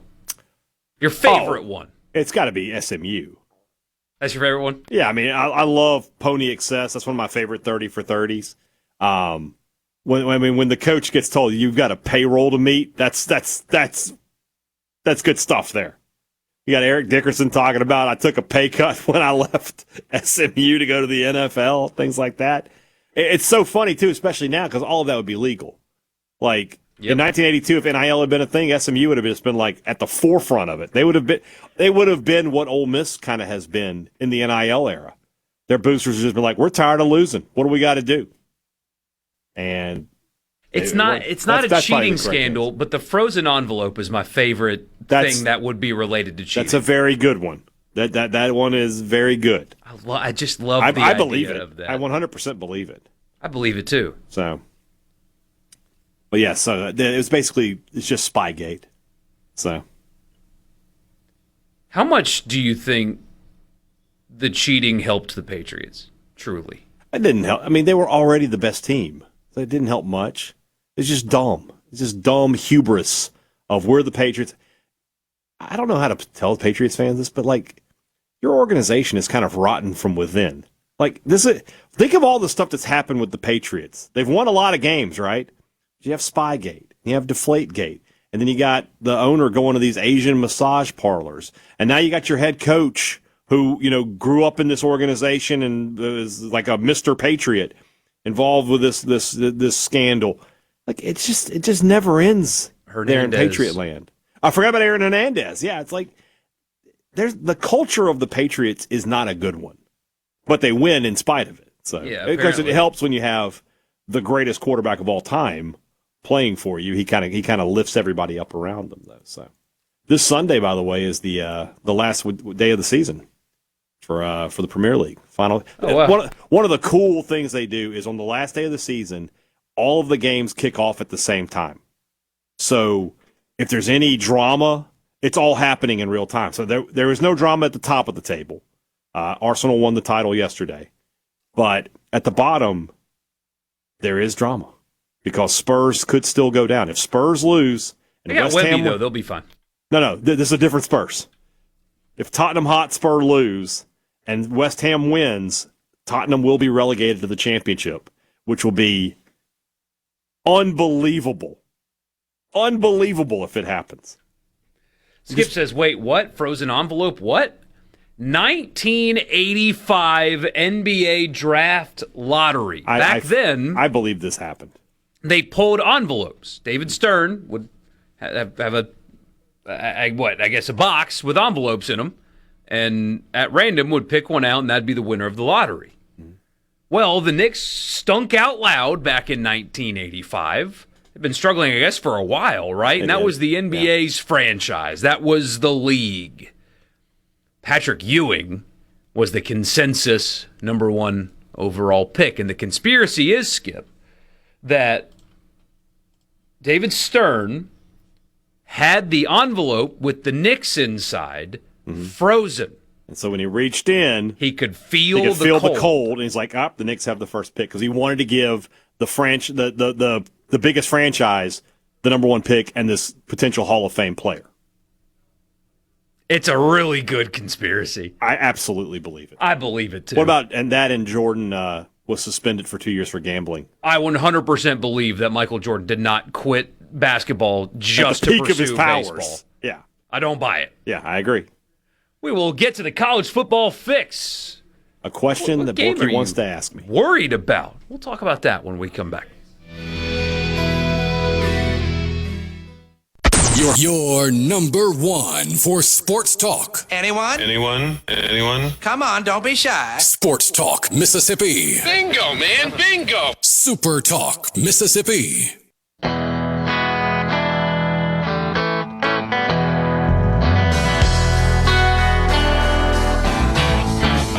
Welcome back, Sports Talk Mississippi. One more hour on this Wednesday. Mississippi State run-ruled Missouri, moving on to face Georgia tomorrow. They will start when the show starts. So unless you are one of those that are listening on a Mississippi State affiliate, we'll have a bit of just a watch-along tomorrow. We'll put the game on, we'll watch it, and just kind of react to it as it's happening. Looking forward to doing that. That'll be fun, actually. And if you are in an area where your SuperTalk network is a Mississippi State affiliate, just download the SuperTalk app.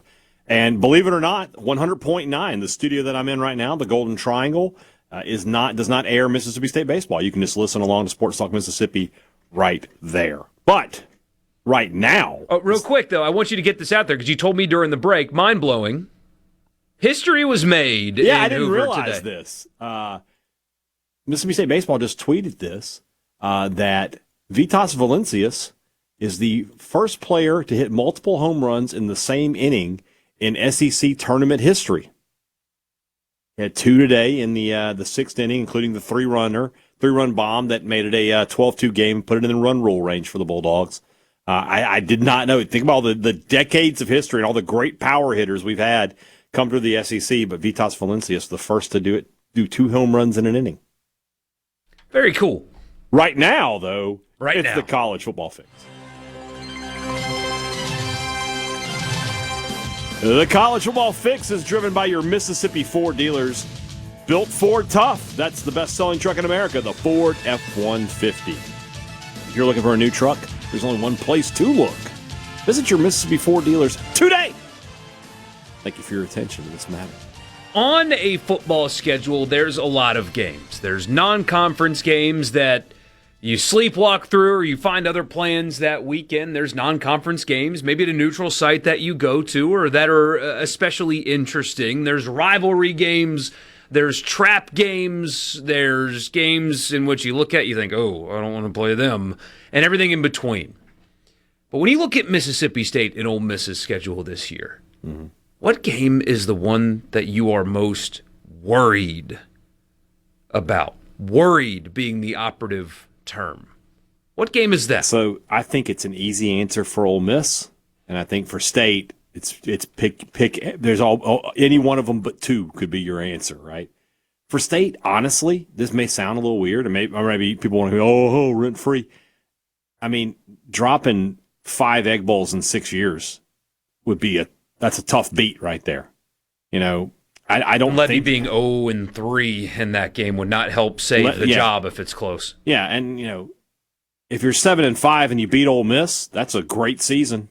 If you're 7-5 and you lost to Ole Miss, so you were 7-4 and you had a chance to win an 8th game and you lose in Oxford, and if I offered you 7-5 right now, but you lose the Egg Bowl, I would take it. Not you. You're not on the team. If I offered you 7-5, but Mississippi State lost the Egg Bowl, I would take it because I don't think State's going 7-5. I would take it. It would be a tough pill to swallow to lose 5 out of 6 like that, but it would be even more than that, wouldn't it? It would be 6 out of 7. You've lost 20, 21, 23, 24, 25. Yeah, it would be six losses in 7 games. So that's probably the correct answer. You know, the more correct answer is probably Minnesota, just because it's the first real test. Yeah. And if you can't pass that test, it's going to be really tough to win SEC games. So it's on the road. They have an experienced quarterback. They're good enough to beat you. It's just simple as that. They're good enough to beat you. And I feel like they have the advantage at the coach. Fleck is a better coach than Levy. He's been solid there. And better. So that's probably the answer. For Ole Miss, come on. It's got to be, right? So it's got to be. That's got to be the answer, right? Come on.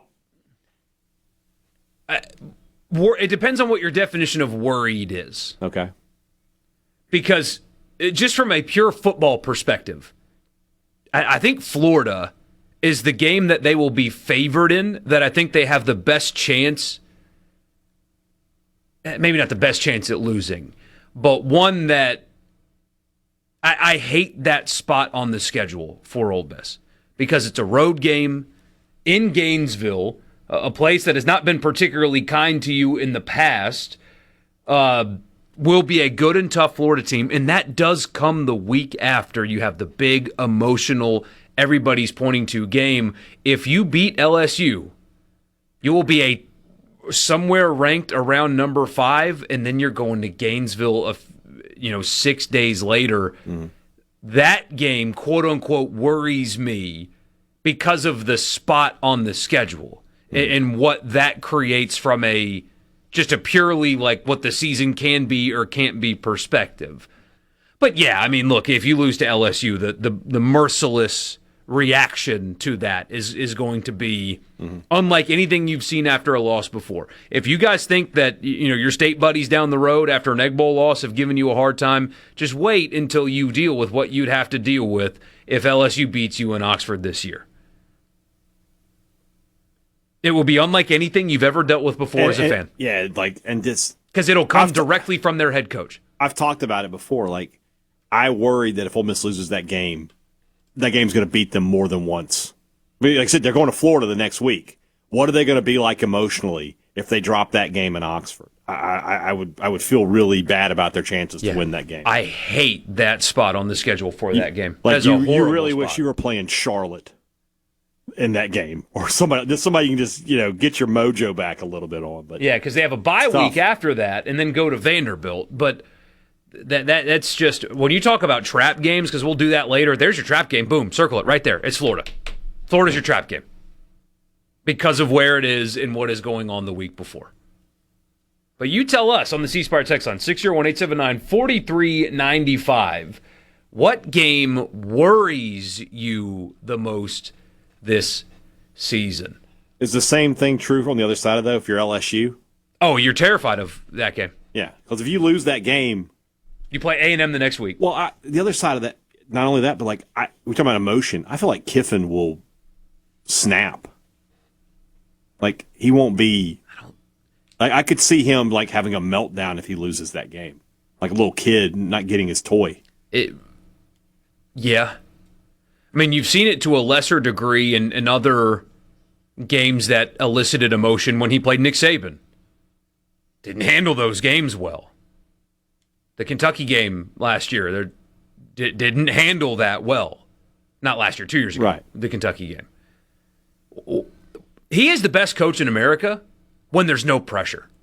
If there's no pressure, that dude will have his team playing have the best team in the country. Last season's great evidence of that. There's no pressure on him. And they played great.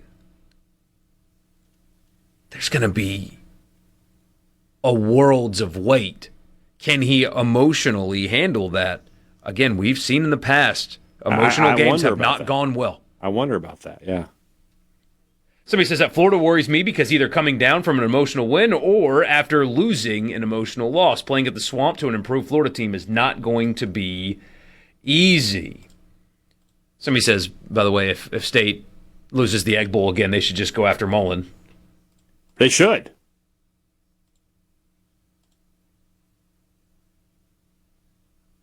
Ole Miss's Kiffin's Super Bowl. It's the Super Bowl for both those teams.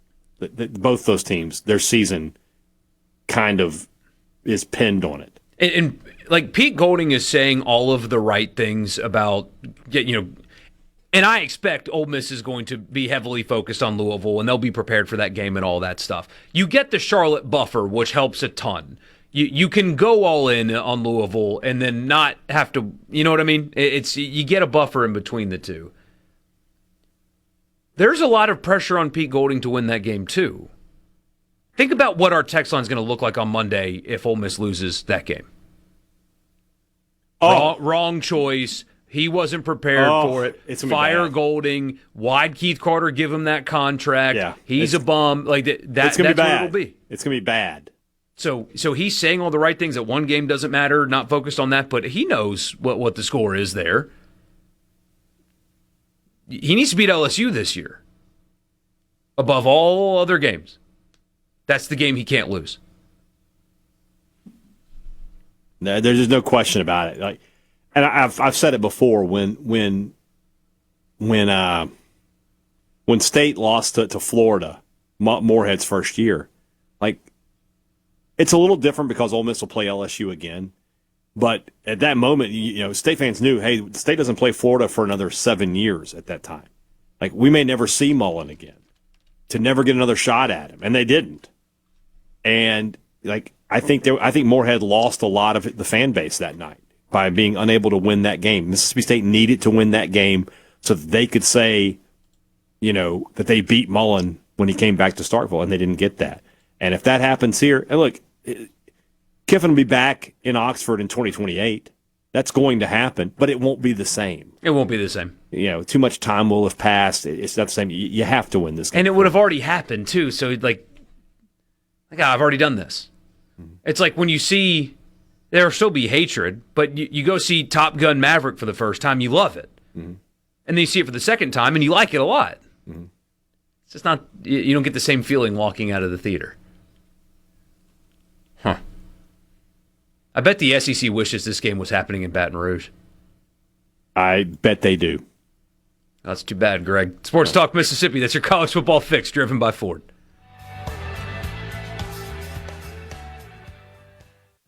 From the Talk Mississippi. Here we go. Super Talk Mississippi.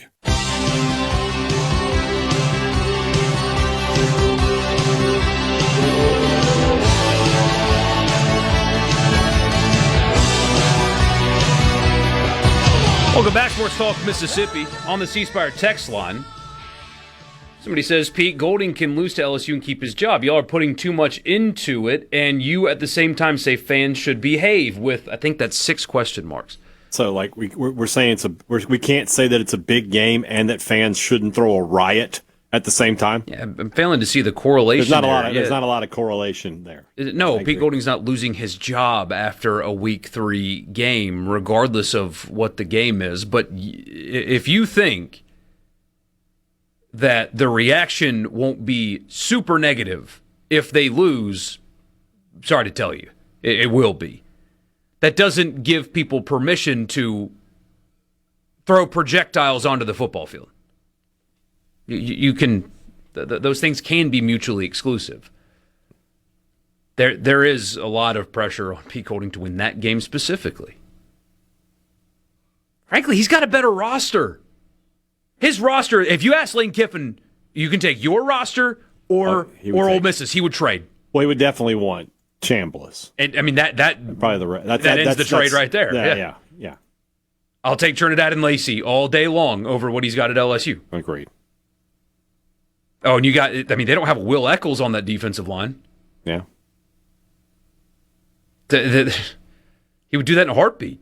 Ole Miss has a better roster, and they're at home. And the better quarterback.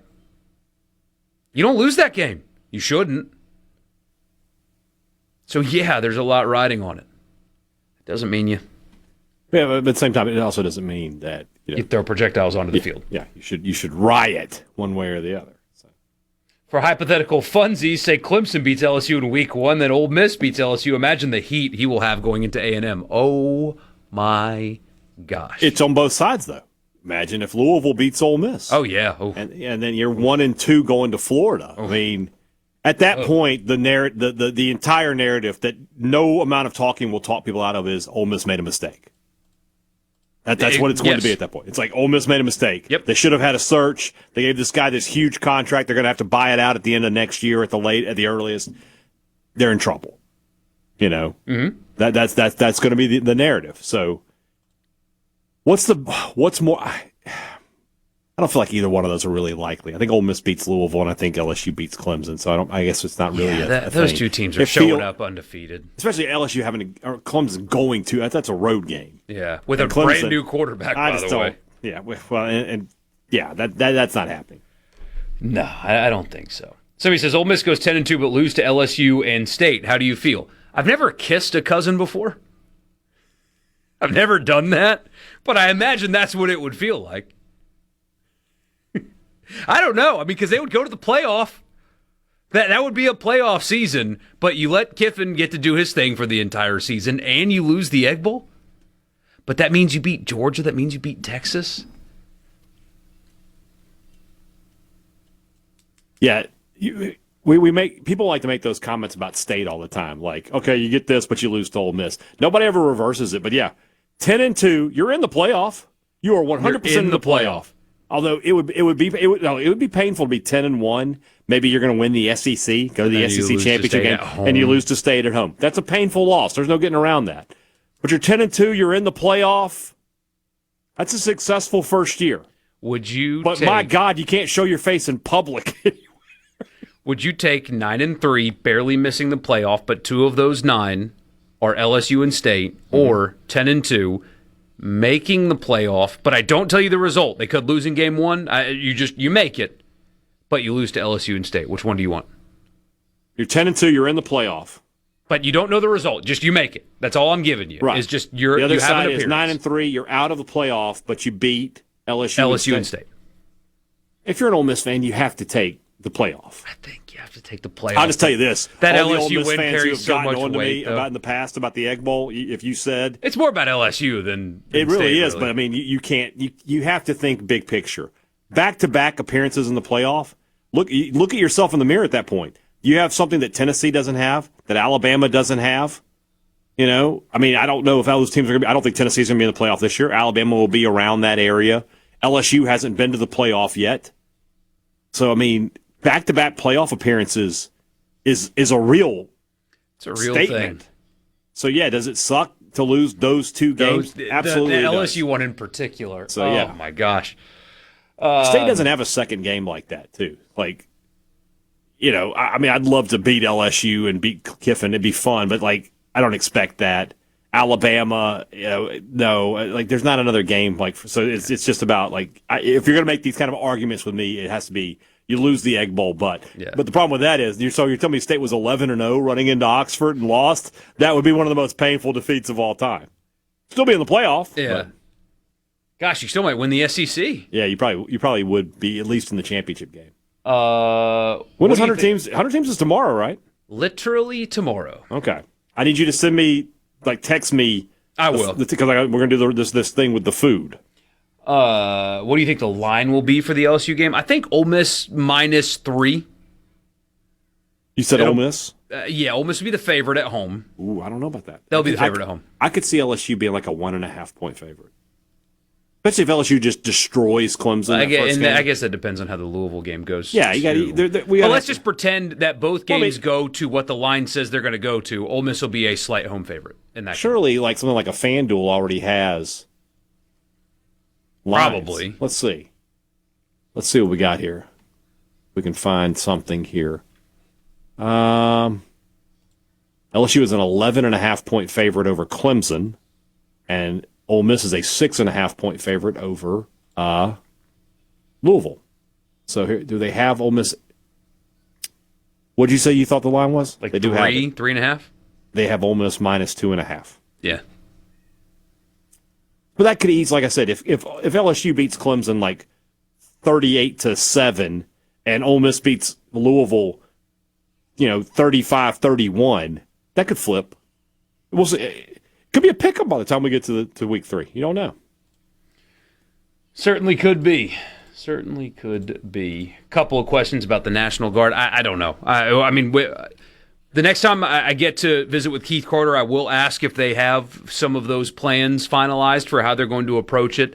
I will ask Greg Sankey the same thing at SEC Media Days about if the league's involved. I will say it again.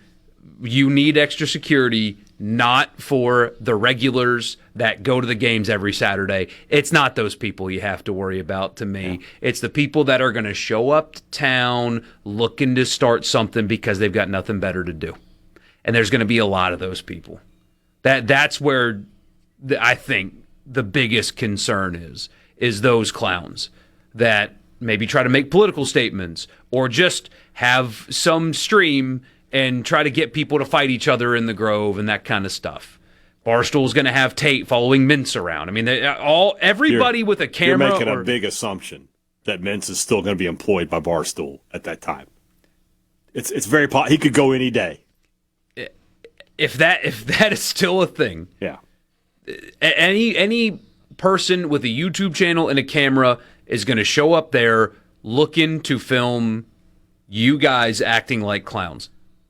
That's going to be their whole purpose. That's what they want. You can't let them have that, number one. And number two, the bad actors need to get weeded out quickly. So that's I think, where their focus is going to be. Regular old Ole Miss fan, I don't got to worry about them. That's not a problem. Yeah. You guys go to games every Saturday. You're not going to sacrifice that.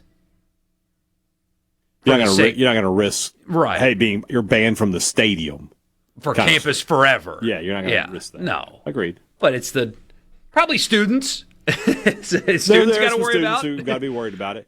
Some 19-year-old that has too many. There'll be some phone calls from to the dean of students from some rich fathers. Hey, look, I know he made a mistake, but I give this university X. You're going to have to let my kid back in the stadium, kind of thing. That will happen for sure. I can't wait for 100 teams in 100 days. That just, there's something about that 20 to 30 minutes of this show every week it's that fun. just is just happy. It's just happy time. I guess I'll use the FPI again in order to make that work, and I'll lock that in tomorrow morning to keep it consistent. What order are we doing it in? We're going to go 100 to 1? 100 to 1. I got to be honest then. Is number 100 going to be Southern Miss? Because they're probably not in the top 100. If they're not in the top 100, they will be number 100. All right, well, that's an easy choice for the restaurants then. I've got you covered. Well, it's not an easy choice. There's a lot of them. I don't even have to look. I know where my favorites are. Sports Talk Mississippi, 601-879-4395. The C Spire text line. You want to be a part of the show. That is how you do it on this Wednesday afternoon. The SEC tournament going on. Florida eliminated Vanderbilt. Is that the end of Tim Corbin? That's not the end of Tim Corbin, I don't think, but it is the end of Vanderbilt's season. And then Arkansas is beating Tennessee. Last I looked, 5-0. 5-0 the score right now. When we come back, we'll update the Coastal Carolina game. I haven't checked on that, but that game was tied 7-7 with Coastal and Louisiana. So we'll give that a look when we come back. Sports Talk Mississippi here with you on a Wednesday.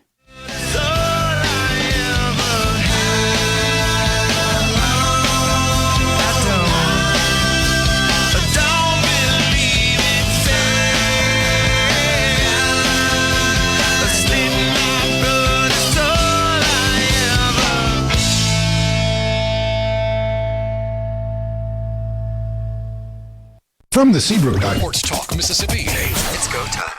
Sports Talk Mississippi. Well, Say something. Super Talk, Mississippi.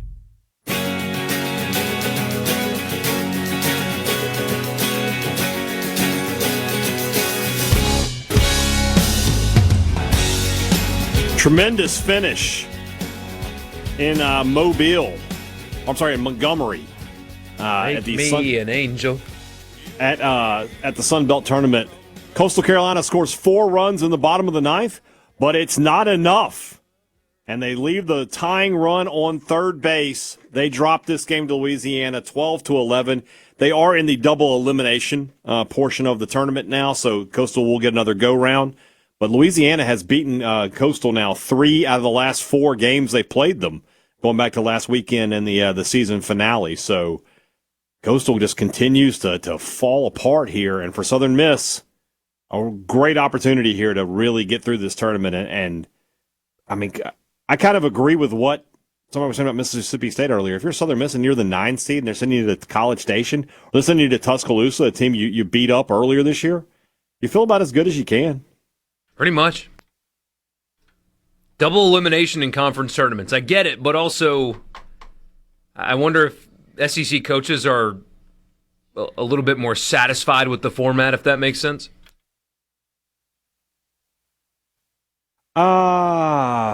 Yeah, I think they're happy to be one and done. Plus, I mean, yeah, I think they're just like, hey, well, let's just get out of here and call it a day. In some cases, anyway. Quinn wants our take on what Will Wade is doing at LSU. He says, dude is a gangster. I love it. He is building the most unethical roster in college basketball history. That's what he's doing.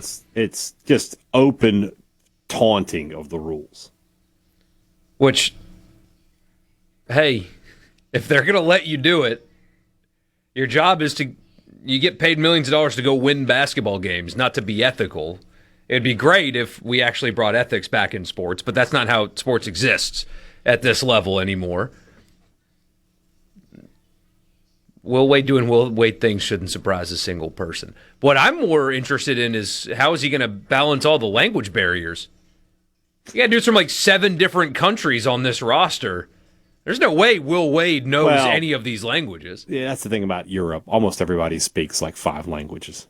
Like, they all speak English, I bet. It's not just Europe, though. Where are the other guys from? I mean, isn't one from, like, a country in Africa? One is... I have no idea. One's from Spain, which is Europe, but, you know, if he speaks Spanish, that's not the same thing as Irish, you know? I don't know. But he's making a mockery of it. Yeah. And he just is. He's making a mockery of it. And, you know, you got people like Jeff Goodman really fighting the good fight on behalf of the anonymous college basketball coaches that don't like what he's doing. And, you know, Will Wade's got a reputation that precedes him. Mm-hmm. But it is kind of funny that this is a guy who got fired from LSU for NCAA rules. That at this point would not be violations, right? Comes back to LSU and then immediately starts doing the most scummy things imaginable. It's like, you guys just thought I was bad the first time around. Watch this. It's really something. It is really something. Marty, the LSU fan, says, not unethical. Euro players have been allowed for years. It's still a little unethical. It's unethical. You have multiple NBA draftees that are going to go to LSU. That's a little unethical. Yeah. Yeah, he's a G League player that never played a game. He was traded. He was involved in a trade. God, this is a professional basketball player. Get him out. The Euros is one thing. But you're talking about guys who have been. If I'm telling you right now, this is where I draw the line. Did you sign a contract with an NBA team? Yes. You can't play college basketball anymore. Oh, but he's gonna. Yeah. You think whenever Jeff Landry gets back from Greenland or wherever he is right now, he's gonna let Will Wade have a local judge tell him no? Ain't no way, brother. Yeah. They do things just differently down there. Yeah. Just differently, God. Oh, and by the way, the roster age is nuts, too. They're all 22, 23, 25. Oh, yeah, I mean, yeah. It'll be the oldest team. Now that Chad Baker-Mazara is no longer playing college basketball at 26. Wow, that's the missing key right here, by the way. I want to see LSU announces they have signed Chad Baker-Mazara to a deal. Can you imagine? That's the missing piece. That guy was born to play for Will Wade. He really was. No, I mean, he's just playing the game that he is allowed to play. It's not his fault. It's not his fault. His job is to win and to win only. His responsibility is to LSU and to LSU only. He doesn't have to make Jeff Goodman happy or the other coaches that, again, are anonymously mad about him that Jeff Goodman claims that he's talking to. It's not his problem. No, you're right. You're right. Until somebody's going to stop him, don't expect him to stop himself. It's too much on the line. And then so, like, this guy, Marty says, Wade is just signing older players. The average age of the Indiana football team was 24 years old. You're correct, but Indiana wasn't signing guys who had been part of the NFL. Wait, They're signing is guys that who number not constantly, accurate? Also, the average age was 24? I don't think that's right. I don't know if that's right or not, but regardless of that, these are guys who continuously played in college. They did not leave college and then come back to college. There is a difference, and you know that. Just, look, all you got to do, if you're an LSU fan, just say the words, yes, I'm a hypocrite. Just say it out loud. It's okay. We'll all understand. I mean, this is how crazy misinformation spreads. AI's telling me it's 23. Yahoo's saying it's closer to 22. How's it closer? Just do a math equation. Yeah. You can't trust AI. You can't trust the internet anymore. Did you see that Google, instead of just when you type in what you're asking for, the next Google update will just give you the AI breakdown? Yeah. Instead of auto repair shops near me, and you get a link of all the auto repair shops near you, it's going to give you an AI assistance breakdown. That'll be the entire first page. No more links. Just here's the AI response. There's got to be a way to opt out of that. See the commencement speaker bring up AI, and the entire graduating class booed him mercilessly. I saw that. I also saw where they used AI to create a list of all the graduates, and they left off half of them, and so half the people who didn't get their name called, like, I'd be asking for a refund on my tuition at that point. The ones that got their names read, a lot of them were incorrect. Yeah. Yeah. Good times there. I still haven't figured out exactly if we're really veering into cross-sector. We're like, why do we need this much AI? What is it doing other than creating funny pictures? What are we doing with it? Like, what is AI giving me on that Google search that I couldn't just get from, I don't know, a Google search? Like, I didn't need AI to present a list to me. I just need the list. Give me the list. I'll figure it out. There are applications of it that are helpful. Uh-huh. I mean, like, I used it to make soccer lineups. It just helped me organize faster than I could do it on my own. But I still went and verified everything. Double-checked and stuff like that. This idea that it's going to take all of our jobs one day, I mean, maybe, but they talk about it as if it's like next year. You got to show me the proof of life first before next year all of our jobs are gone because of something that can't get basic things correct. I don't worry about our jobs. No, nobody can go in AI here. can't replace AI can't this. come on here and make a fool of itself the way that I do. AI can't be the butt of the joke. I mean, Sports Illustrated got called out and caught for having AI plagiarize, basically, is what they were doing. Yeah. I remember reading Rick Riley columns. Now they got AI copying and pasting stories written by other people. What a fall from grace that was.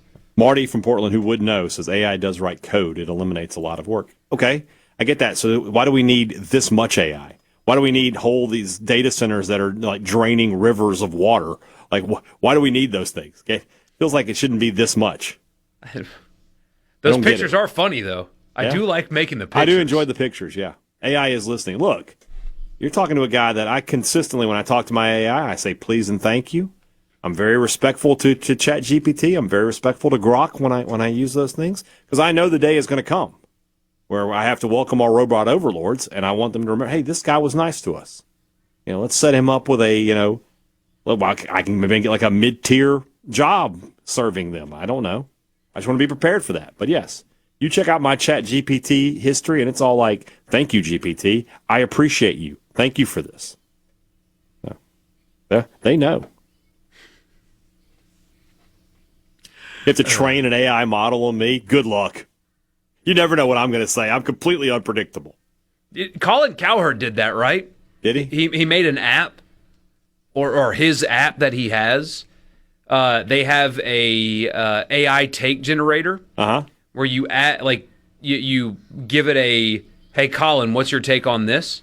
And they used AI to listen to all of his shows that he's ever done to formulate what his response would be to the audience member that wants him to answer a question. So he doesn't answer any of the questions. So whatever that AI answer was incorrect. It's him telling LeBron, we don't need you anymore. Yeah, Ben Simmons is here. Ben Simmons is here, exactly. But yeah, that's what it is. You can ask it what his take would be on a sports thing based on his past answers that it compiled. And I can't imagine the download numbers for that were very high. But anyway, we'll wrap the show up with you next.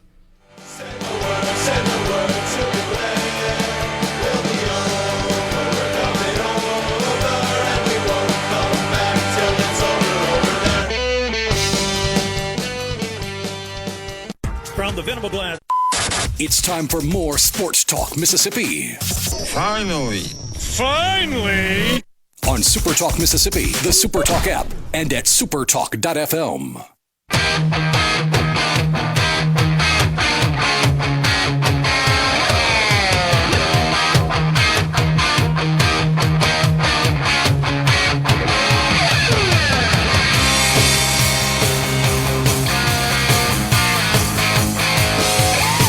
This is Officer Stick in the Mud. You'll never catch up to him with that. Welcome back, Sports Talk Mississippi. One more time with you. So I don't know who SEC country stole this from, because they tend to do that lately.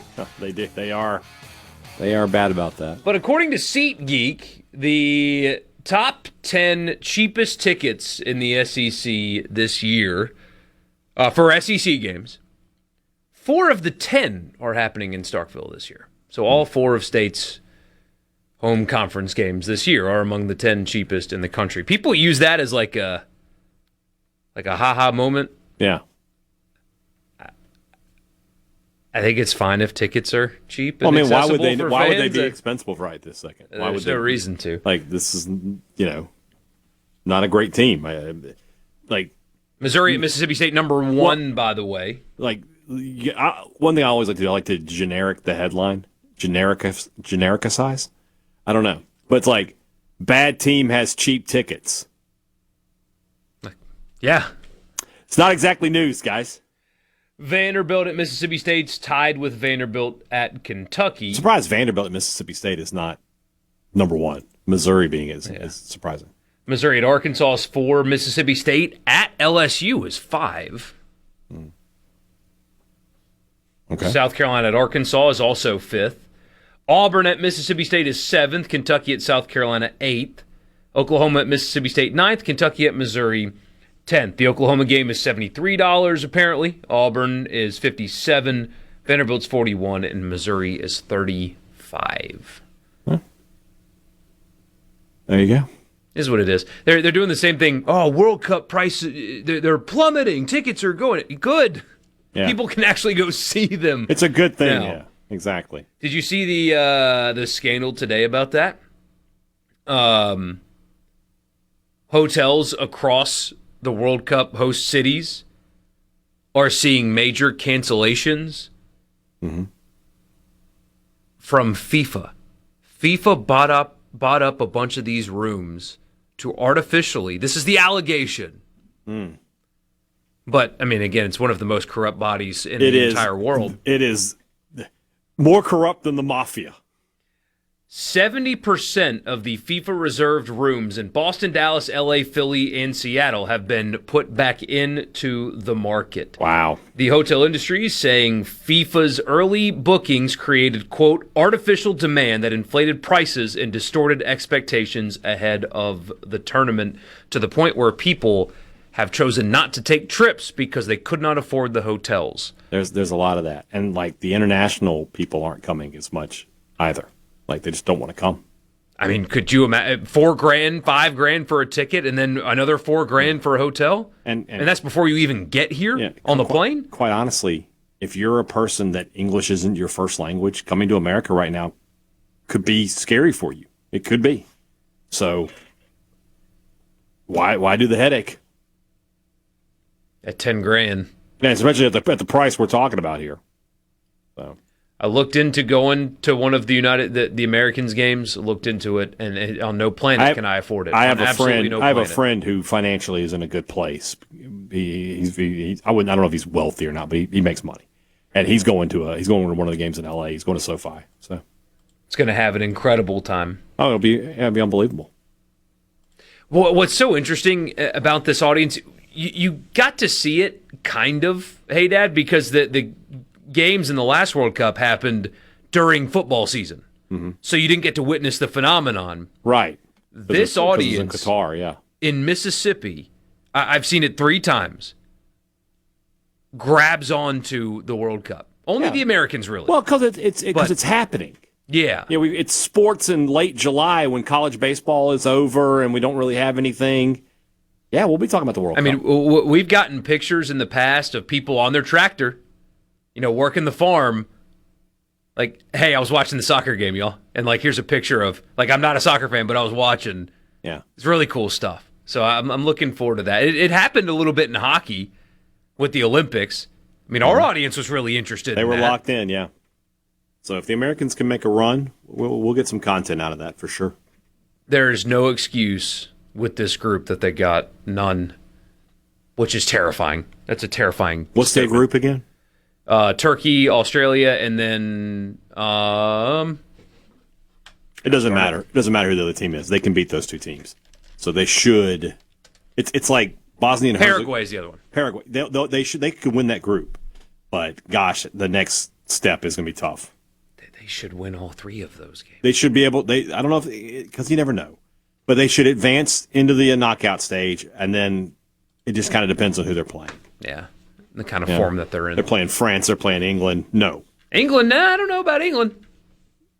It's called soccer. Remember last time they played each other? This is the best English team maybe in a long, long time. They are locked and loaded. I feel like we've heard that before. Though. This is the one. If they don't win it this year, they ain't never going to win it.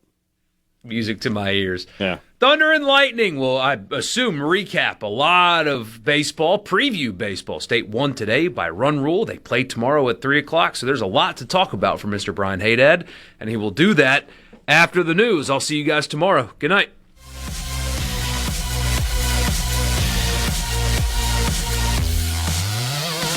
Oh, it's incredible!